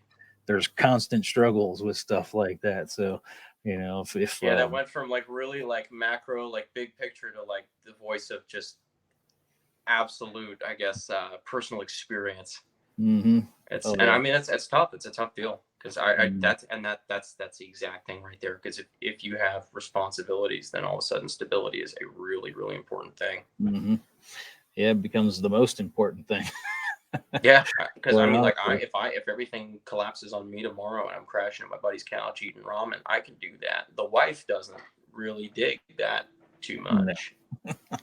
A little harder to get her on board. Yeah, yeah. Come on, honey. Come on, kids. We're moving into my We're going buddy's house. camping. Camping in his living room. Remember Uncle Charlie? Shit. Well, that's the thing too, like you said with the whole capitalism thing. If people don't capitalize on it, you're never gonna make it. Mhm. So You know, if you have no drive to capitalize on something. Like I was reading this article where these people were complaining and saying capitalism doesn't work. Well, yeah, it doesn't work for you because you don't capitalize on anything to make it work. I kind of like Winston Churchill's whole approach on that. He's like, capitalism is the worst economic system on the planet, except for every other one. Except for every other one that's out there. Yeah. Yeah. Yeah. Yeah. And it's like, yeah, is it, you know, I take the opposite tact on it almost. It's like, it is perfect because it is not random, but it's a free for all, and everything lands precisely where it needs to. And of course, there's, you know, external factors, especially when you get governments involved. It's not exactly a pure market. And, you know, people get lucky, shit happens. But if the fact of the matter is, and this works for YouTube too. It works for YouTube. It works in all areas of life. It works in, like, you know, the sex dating world. It works in YouTube. It works in capitalism. Whatever.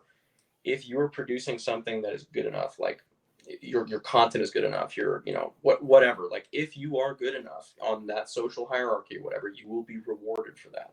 Whether that came to you accidentally, whether you worked really hard for that, it works on like pretty much every level. You know, people get dealt a different hand of cards, but ultimately it's up to you what to do with it. Right. And I really, just something about that is like super pure to me, I guess. No, I mean, it's absolutely true. I mean, no matter what situation you're in, there's always an opportunity out there to better that situation, or you can take an opportunity that makes it worse. You know, it's all in the choices you make that get you to where you're going. So, I have a hypothesis that I've kind of been developing over the last couple of months, that people say, you know, like, I'll try an X, Y, and Z, but I just haven't had the opportunity. You know, I'm waiting for that opportunity. I'm waiting for this. Opportunity presents, the once in a lifetime opportunities present themselves to people in disguise. Oh yeah, routinely, all the time, all the time. They're just not looking for it. And I'm a big believer that you, not in the whole power positivity stuff. I don't really do that, but like you're very visual creatures or aim oriented. You will most likely find what you're looking for. So if you're looking for opportunity, you'd be surprised how much more often it shows up. Yep, man. You got to be willing to take it too, or it ain't gonna happen. Yeah, absolutely. So I'm struggling with a couple of cases with that right now, where it's like, oof, do I want to take the, do I want to jump into it? But it's so to get back onto the AK guy, as far as like the business goes, are you guys going to be like mass producing these AKs that you're making, or is it just going to be one-off custom builds, or maybe just like limited edition things? So back on those risks, that's actually one of the things we're grappling with right now. There's a couple of deals that are in the way, and there's a couple of things that I'm looking at taking on an ops director, and a couple other things that just we're looking at potentially in October going to dealers for the first time with a couple of new products that I think are actually genuinely unique and might be interesting in the market. I'm already, you know, we're tooling up for it. We're doing a lot of stuff, but to take on full, like, more production oriented stuff, because on the website we're moving about a gun a day, which isn't bad.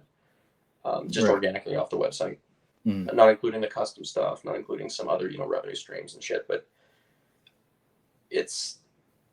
I would like to go bigger, because my whole deal is, and it all comes down to business to me, because I guess I'm just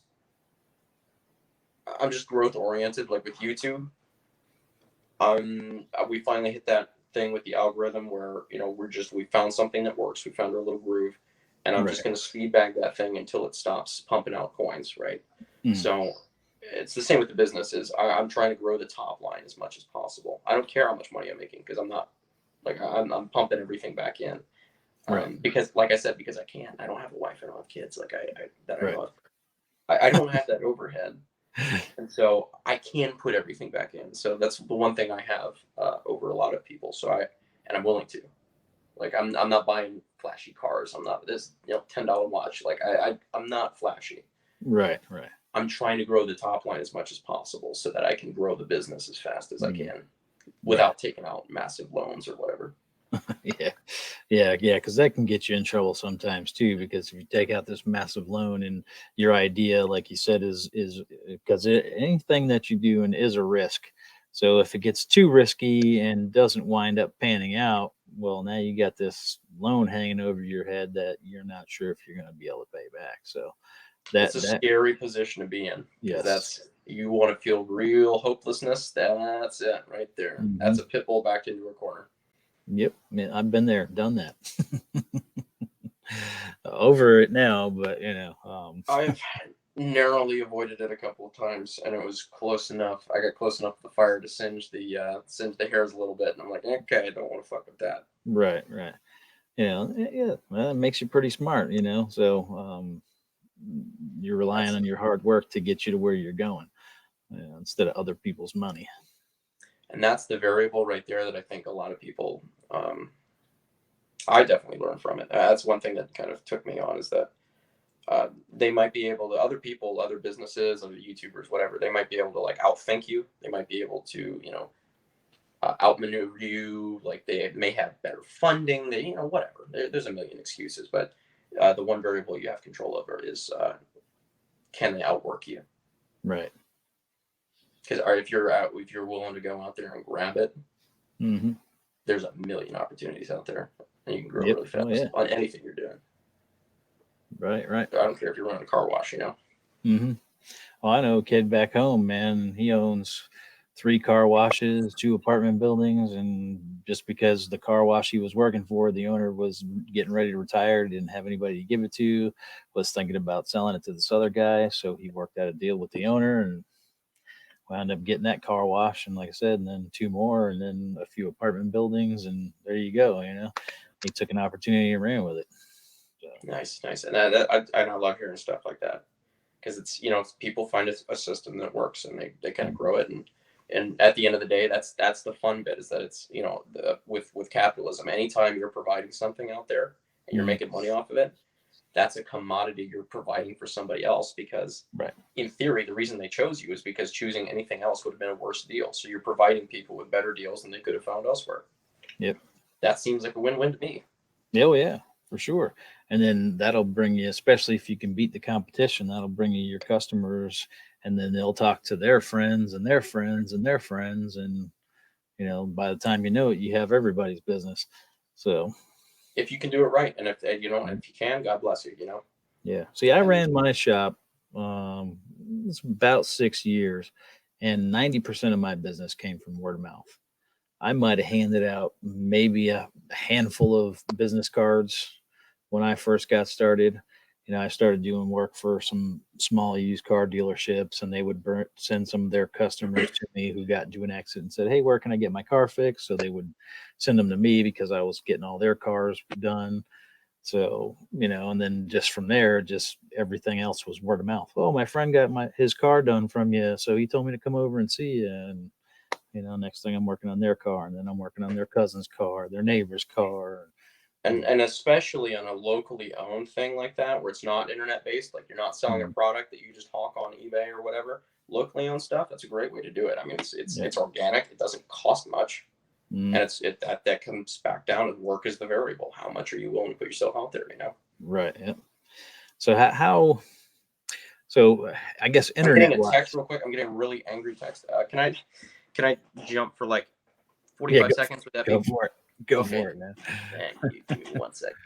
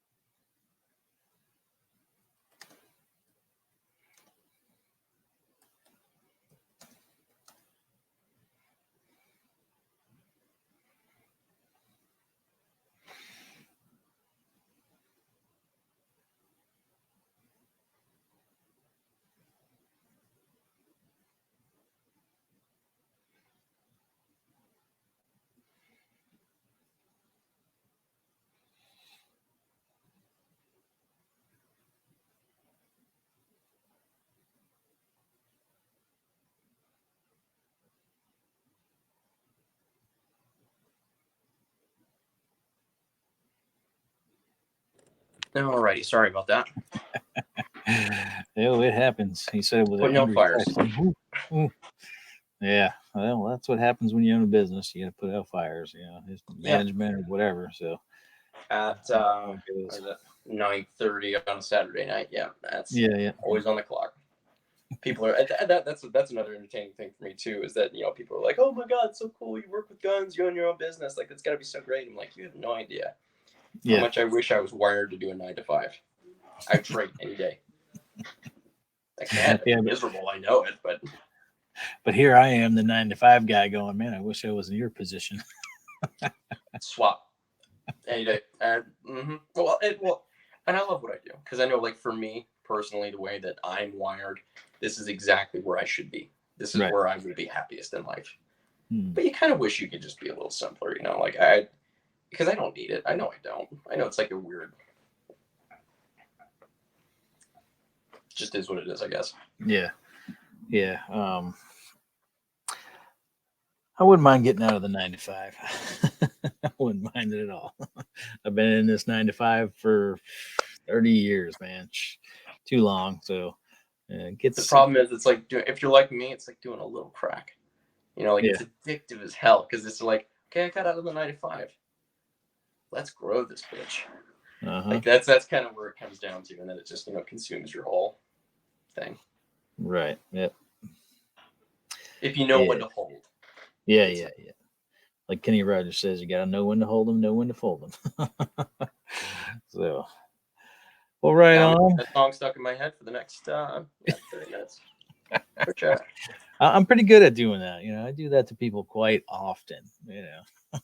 Yeah, that's I'm sorry to kill your viewership there, and I can't see the chat, but I know anytime like a guest walks away or something, it just Sorry about that.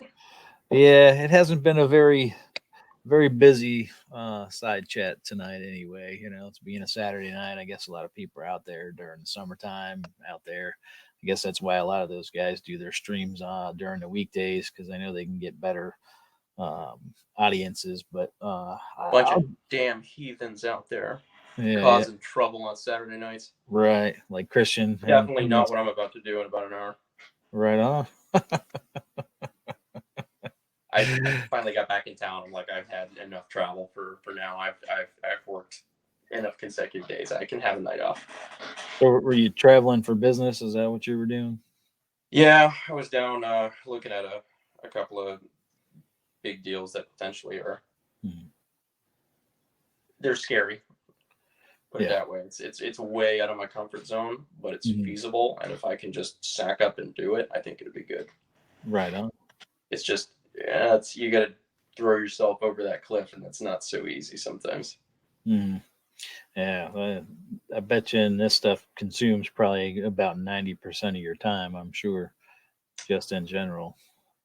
Yeah, pretty much. Like last night was supposed to be my night off, because I was there in I don't even know if I should say, but I was in another town, another state, but it was that was going to be my night off. I'm just going to go out, tear up the town, be young, do the bar scene or whatever.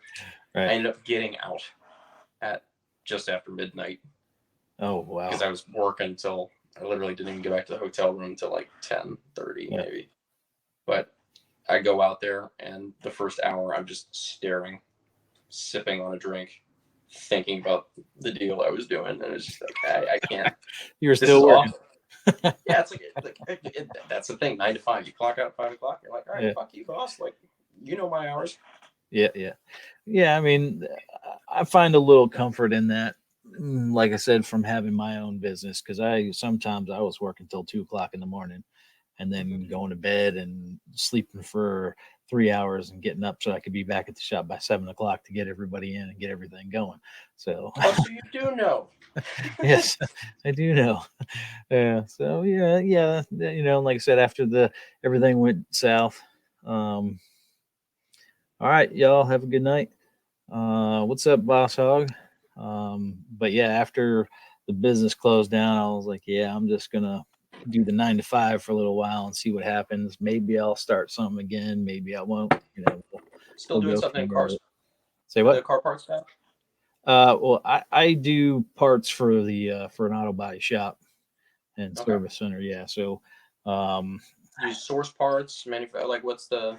what I Just do is curious. when they get the estimates written for the repair on the cars, I source them and get them as quick as possible so they can get the cars in and out of the shop as fast as possible. I Nice. manage and run the whole parts department. So, It's kind of interesting because that's mm, kind of a. So I'm, in case you haven't been able to tell, I'm more of a business junkie than I am a gun guy anymore, which is kind of mhm. sad. I turned my guns into my work, and now I'm Into just work, yeah. But another side revenue thing I've been looking at is Copart auctions, like Uh, dealer auctions, yep. Copart, and fixing them up just to do Turo with them. Hmm. Because if you got a salvage title, it doesn't matter. It's fucking Right. Turo. They're renting it anyway, and the Yep. revenue is actually fairly decent. So Hmm. I'm sure you probably know a couple of guys that do that. Yeah, there's a few people around that I know that do stuff like that. Most Any of of them, them that actually make any money at it, or is it just kind of a? a lot of them are used car dealers. Mhm. So for the salvage thing, that's kind of more of a side gig that they do. They don't rent them out to people or whatever, but they fix them up so they can sell them.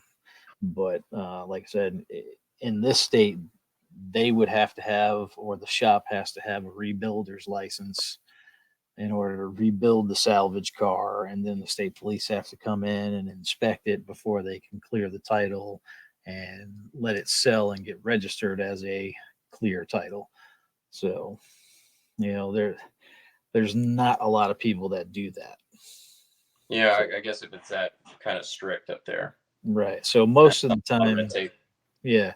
So most of the time when you see people buying from Copart or like insurance auto auctions, it's the salvage yards. They're buying those cars so they can sell the parts off them, the good usable parts.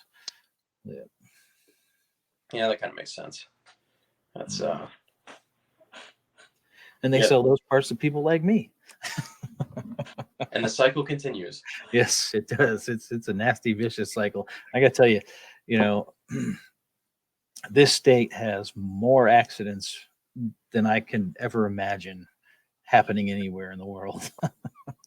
And I don't know why, because I mean, shops around here, and there's a ton of shops, and they're always busy. You know, Well, you guys have always like a open. wonderful trifecta because you've got uh, the drunken moonshiners in the western part of your state. You Hmm. got the crazy DCers in the top part of your state, Yep. and you got 95 right through the middle. So Right. you Yep. just get that's wonderful, and a couple army bases thrown in too. Oh yeah, all the military bases. Yeah, so you get the military bases, and these people come in and they're used to driving, and they grew up driving in their states. And that's where they learn how to drive, which is different than how people drive in this state. I know when I moved down here from Massachusetts, it was pretty scary because the way people drive around here is ridiculous. People around here like to leave, like they got to be at work at say 7:30, so they'll leave their house at 7:20. Mm-hmm. It takes 30 minutes to get to where they're going, and they Not if only you get drive 10 like minutes we to get do. there. Right. So, and there's a lot of that around here. That's called efficiency. Yeah. Especially No, when you see them women going like this down the highway doing 90, putting on their makeup. I'm like, that how did, shit kills me. If you could do both, wonderful. But yeah, 9 times out of 10, the reason I looked is because you were swerving all over the damn road. right. Or you get It's these, well, I grew up on Fort Bragg, so I knew exactly what the hell you're talking about. Because okay, yeah, the military brings in people from all over, and you got 10 different driving styles, all just kind of clusterfuck together. yeah. Yeah, Boss Hog, apparently he lives down in Houston. He says the same way. There's military bases, I believe, in that area too. So, and I I think know so. Texas, they got a highway that I think has like an 85 or 90 mile an hour speed limit on it or something like that. Yeah, I believe that. It was yeah, driving to Texas is a fucking oof. If you're like traversing the state, that's Mhm. rough. That's real fucking rough because there's a whole lot of Texas, and it kind of looks like every other fucking part of Texas. Sucks to do at 3 a.m. Yeah, I haven't been to Texas. I got some relatives in Texas and some friends down in Texas, but I've never been there. So I've only seen it on TV and in the movies.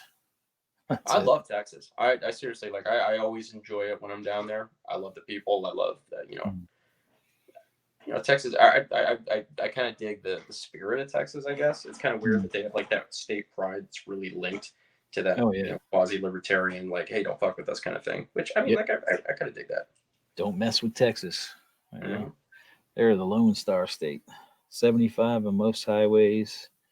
I think that is out in West Texas, though. Okay. Yeah, that's where's that? Houston. Yeah, he said out in Texas. Yeah, he's like It's in the Houston's Houston the area. eastern part, I believe. Yeah, and he said most of that's out in the West where they have the higher speeds on the highways. Yeah, it's because giant desert. hmm Around here, we got 70 is like the fastest speed limit that we got. But, everybody's driving like 85, 90 on those roads there. So, It's so bad. I'm actually thinking about buying a plane. Because I'm looking, and it's like nothing, like no pretension on it. I like 2 miles down the road from my shop is a private landing strip, right. and I'm like looking at these auctions where like these little Cessnas, like 4-seater planes, are going for like 20 grand. I'm like, Jesus, like, Yeah, that's not right, bad. like an all right car, Right. just grab a plane and like, okay, well, I feel like going to that shoot down in Florida, so I'll leave in like an hour and be there in 3 Yeah. with all my fucking guns loaded up in the back with no traffic. There you go. And you don't have to worry about like the the laws going across state lines either. Yep, it doesn't count if you fly over them. That's right. I had the privilege once to fly in a private jet, and yeah, you can take your guns, whatever. They don't check your baggage, none of that stuff, and you just go up on the plane, and that's it. Especially if you're not flying out of like a major airport, if you're just flying Right. out of like just a little private strip, because literally the place I'm talking about is like 3 sheds and a long ass grass landing strip. There you go. It's like Yeah. that's seriously, you're talking about a no questions asked, just take off whenever the fuck you want, as long as I think FAA has to have like the flight plans and everything like that approved. But Yeah. You got a logbook you got to keep, and those little bits of things, but that's about it. that's just what I need, another fucking logbook. But as far as your cargo goes, that's none of their business. They don't care. As long as you're not going to be some kind of bomber pilot or kamikaze pilot flying into shit.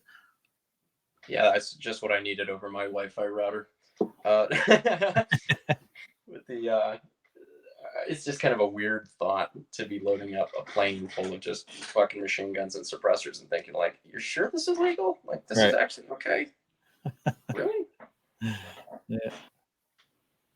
Yeah, I mean, well, you're I don't know where the state lines go, but I mean, you're crossing them, but are you technically crossing them? Because are they that high up in, so. Well, I mean, if you land, I think is what, if you're flying over, if you do like kind of like lap over into Virginia, it's like kind of those, I don't think it's a big deal. But if you take off in North Carolina and you land in New Jersey kind of thing. Yes. Yeah, you got to be The aware. state's in the middle, not a problem. New Jersey, it's a fucking problem. Yep.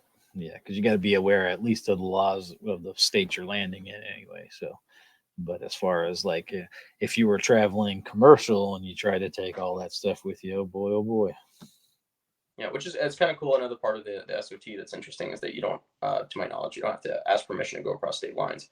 Because in the actual NFA, if you read the law, at the very end of that clause where it basically says, if you have any NFA items, you have to submit it. I think it's a Form 5, get it approved to travel across state lines. Right. At the very end, there's a clause that says accept qualified dealers. So just kind of fly wherever. Well, yeah. So purpose. So you just show them your licensing and that's it, because you're going to demo your product. So I guess that makes it all right, I guess. At any given time, I'm traveling around. Usually I've got a lot of NFA shit just in my car. At one point I had a duffel bag with like 30 Wassers in the back that we were doing repairs for. And it's like, I haven't had that encounter yet with law enforcement, but I'm just waiting for the opportunity, pulls up. How you doing, officer? Got any guns in the car? Just call your fucking supervisor, man. Like, let's get to the chase, because this is going to take a minute. Yeah, there's about 70 back there. You have no idea. That's right. That would be a video to put out. Yeah, you got any guns in the car? You have no idea. Yeah.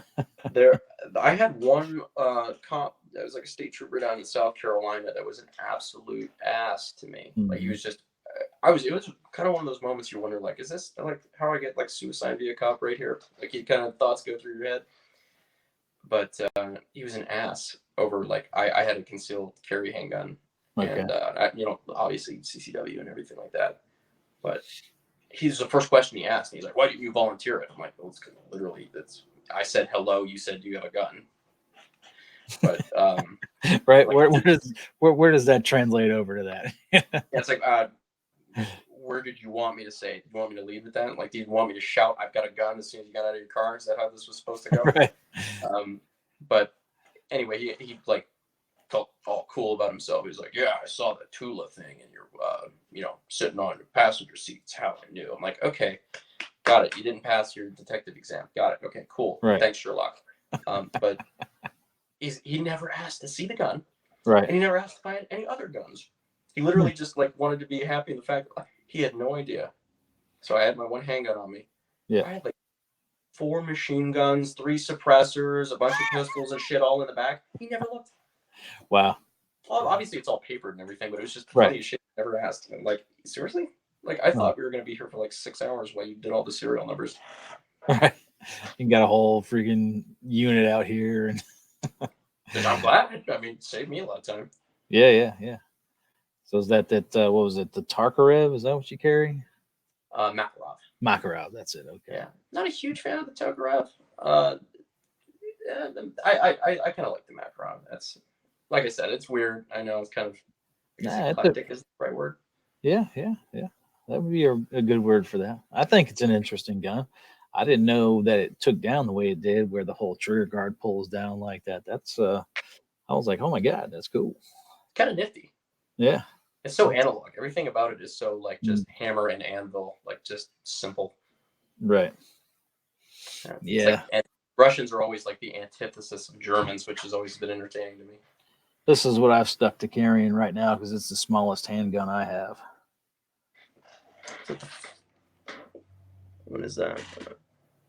It's a Taurus PT 111.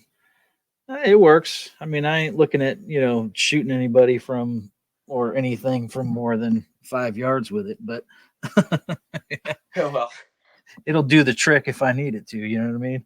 That was the joke I made in that video too about the Makarov. It's like, hey, dude, if you're engaging targets past 20 yards with a pocket pistol, you probably need to retake your fucking CCW course. Right.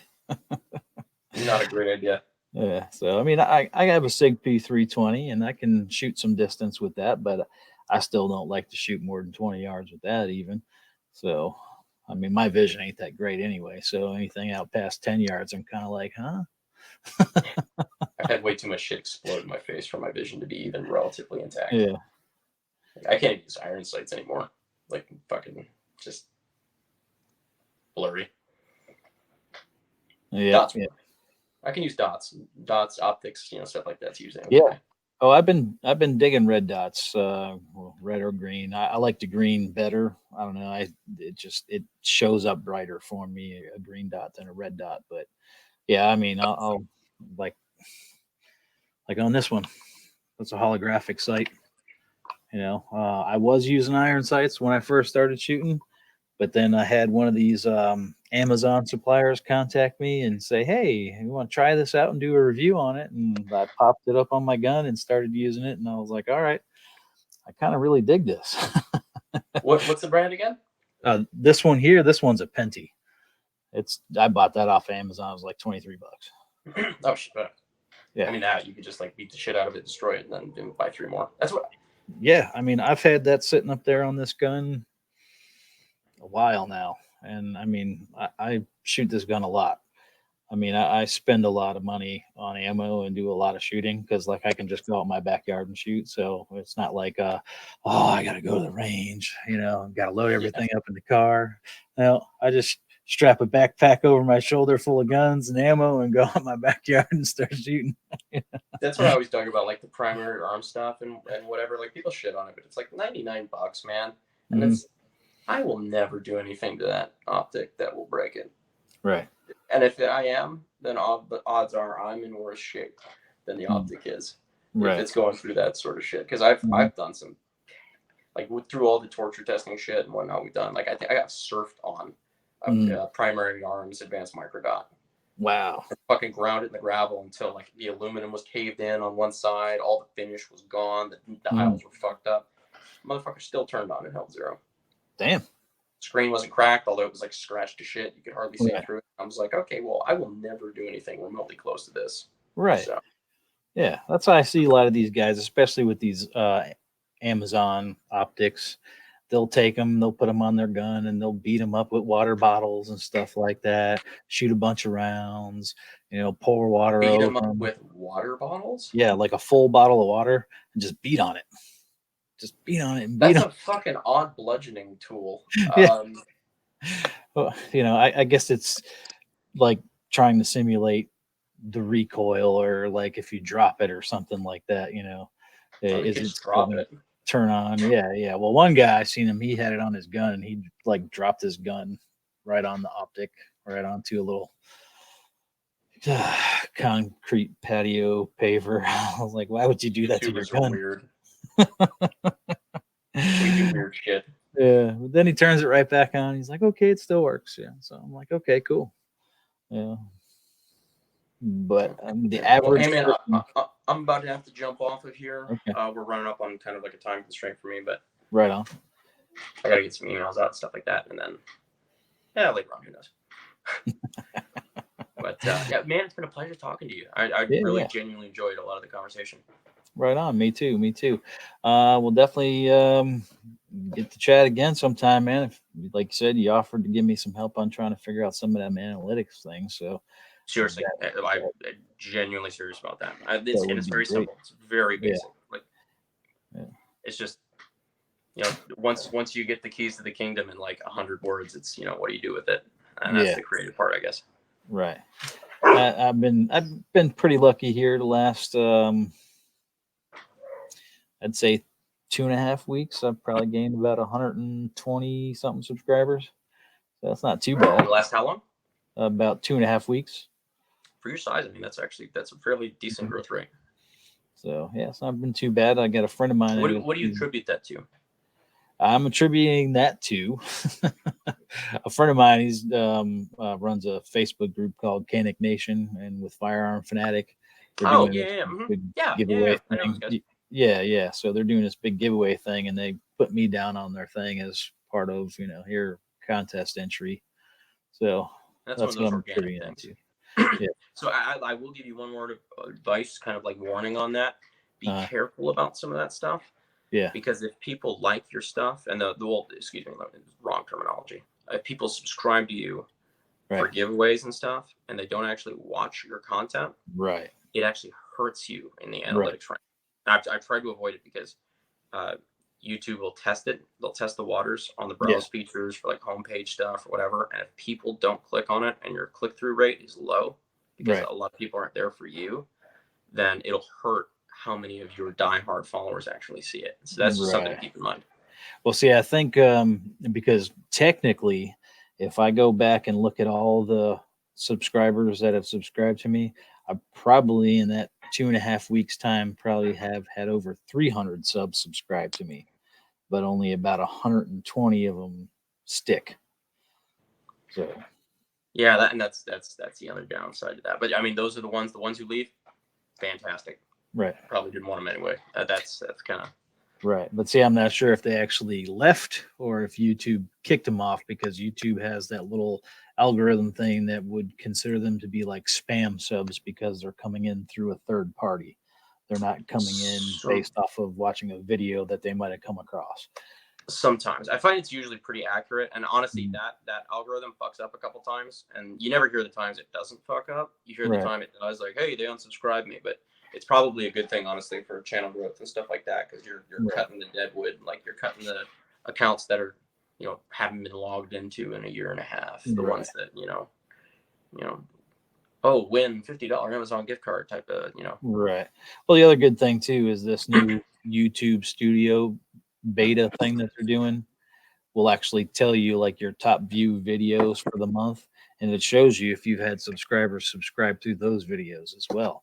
So I'm a versus, huge fan of yeah, that. Like, and I love the 48-hour. I watch religiously, mm, and I'm not kidding. Between the YouTube dashboard and Social Blade, I probably spend about 5-6 hours pouring through analytics every week, right, at least, okay, because I'm a data whore. I go through that stuff, and I compare my stats all the time. AK Operators Union, the Gun Collective, people like mm, that are kind of in my sphere, kind of in all my right, level. I'm comparing like, okay, sub growth, views, all different stuff like that, and try to analyze what they're doing right, what they're doing wrong, and kind of how that applies. right. I got you. Okay. Yeah, that's what I need to do. I need to pay attention more to that kind of stuff. Like I said, I really don't do it. More or less, I do this just it's a hobby right now. It's fun.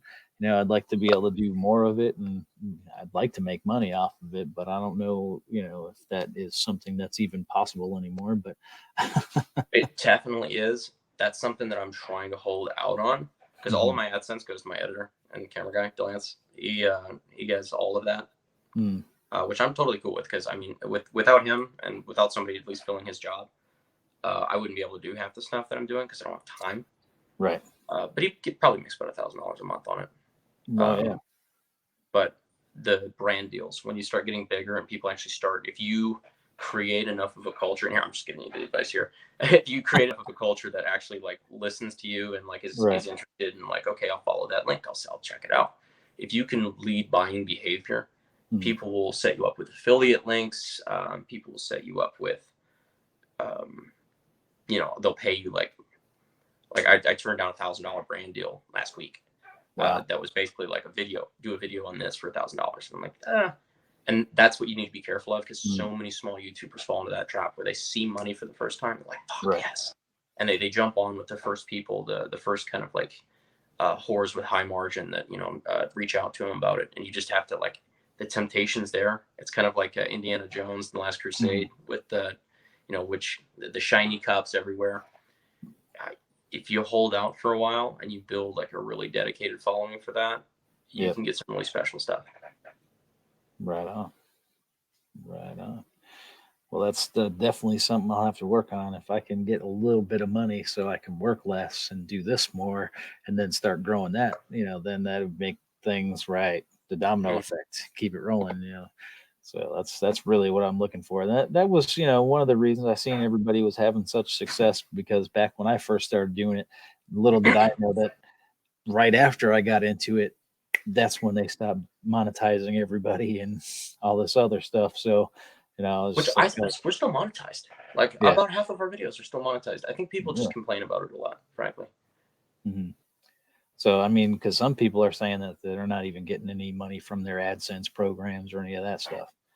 So I don't know. I don't have an AdSense. I haven't set it up. I don't have enough subscribers for that yet. So, The only thing I can only speak from my personal experience. And I can tell like there's a couple of times YouTube has fucked over people just flat out. I mean, and yeah, is it targeted? Is it algorithmic? I don't know, and they won't tell. right, But I can only speak from my side of things, and it's I genuinely think there's a lot of people, and people get their panties in a twist about it, but I think there's a lot of big gun tubers that are just bad at it, and they right. blame the analytics and they blame suppression, they blame shadow banning and stuff like that, and really it's just Mhm. because they don't understand A, their audience, or B, the algorithm, or maybe C, both. Right, And these are people that are friends of mine, and so like it's kind of like I want to see them succeed, but it's important to know the reasons why things are happening if you want to change. right, right. I mean, it doesn't really do you much good to complain about it if you're not actually doing something about it. That's my thing. I see like a lot of these guys out there complaining about it, but you don't really hear them actually saying they're doing something about it. Oh, I think it's a crutch. I think it's yeah, convenient. yeah. Well, and people love drama, so And they make a video about it, and it yeah, gets clipped, and then it drops, and I know the game, and yeah, there's nothing wrong with it, I guess, at a certain level, but you just kind of have to see the matrix on it, yeah, so you see what's going on. Because when people make videos like that, and okay, this is going to sound like really pointed. I'm just going to point out that I see no problem with this, and a lot of the guys that do this are my friends, and I don't give them shit about it. they make videos about demonetization and shit like that, and talk about how YouTube's targeting them, and the liberals at Google and everything like that. Right. It And gets then clicks. it gets clicks, which also gives them ad revenue. Even if it's limited monetization, they get YouTube red views and everything like that, and Yep. boost their channel, which boosts their influence. But they also use it as an opportunity to plug their Patreon, Right. and that if they can bring in an extra couple $100 a month that way, and it all just feeds in. And like I said, I don't make a judgment about it, but I think it's important people kind of see the back end of it and kind of just understand from a content creator side of things. Right. I got you. Yeah, I got Patreon, but I only got 2 wonderful people that support me on Patreon.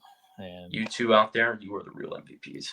Yes, they are. They certainly are. They keep me going, man. I say if I didn't have at least 2 people, them people for all this time that I had that Patreon set up, if I didn't have them 2 doing it, I don't know what I would do.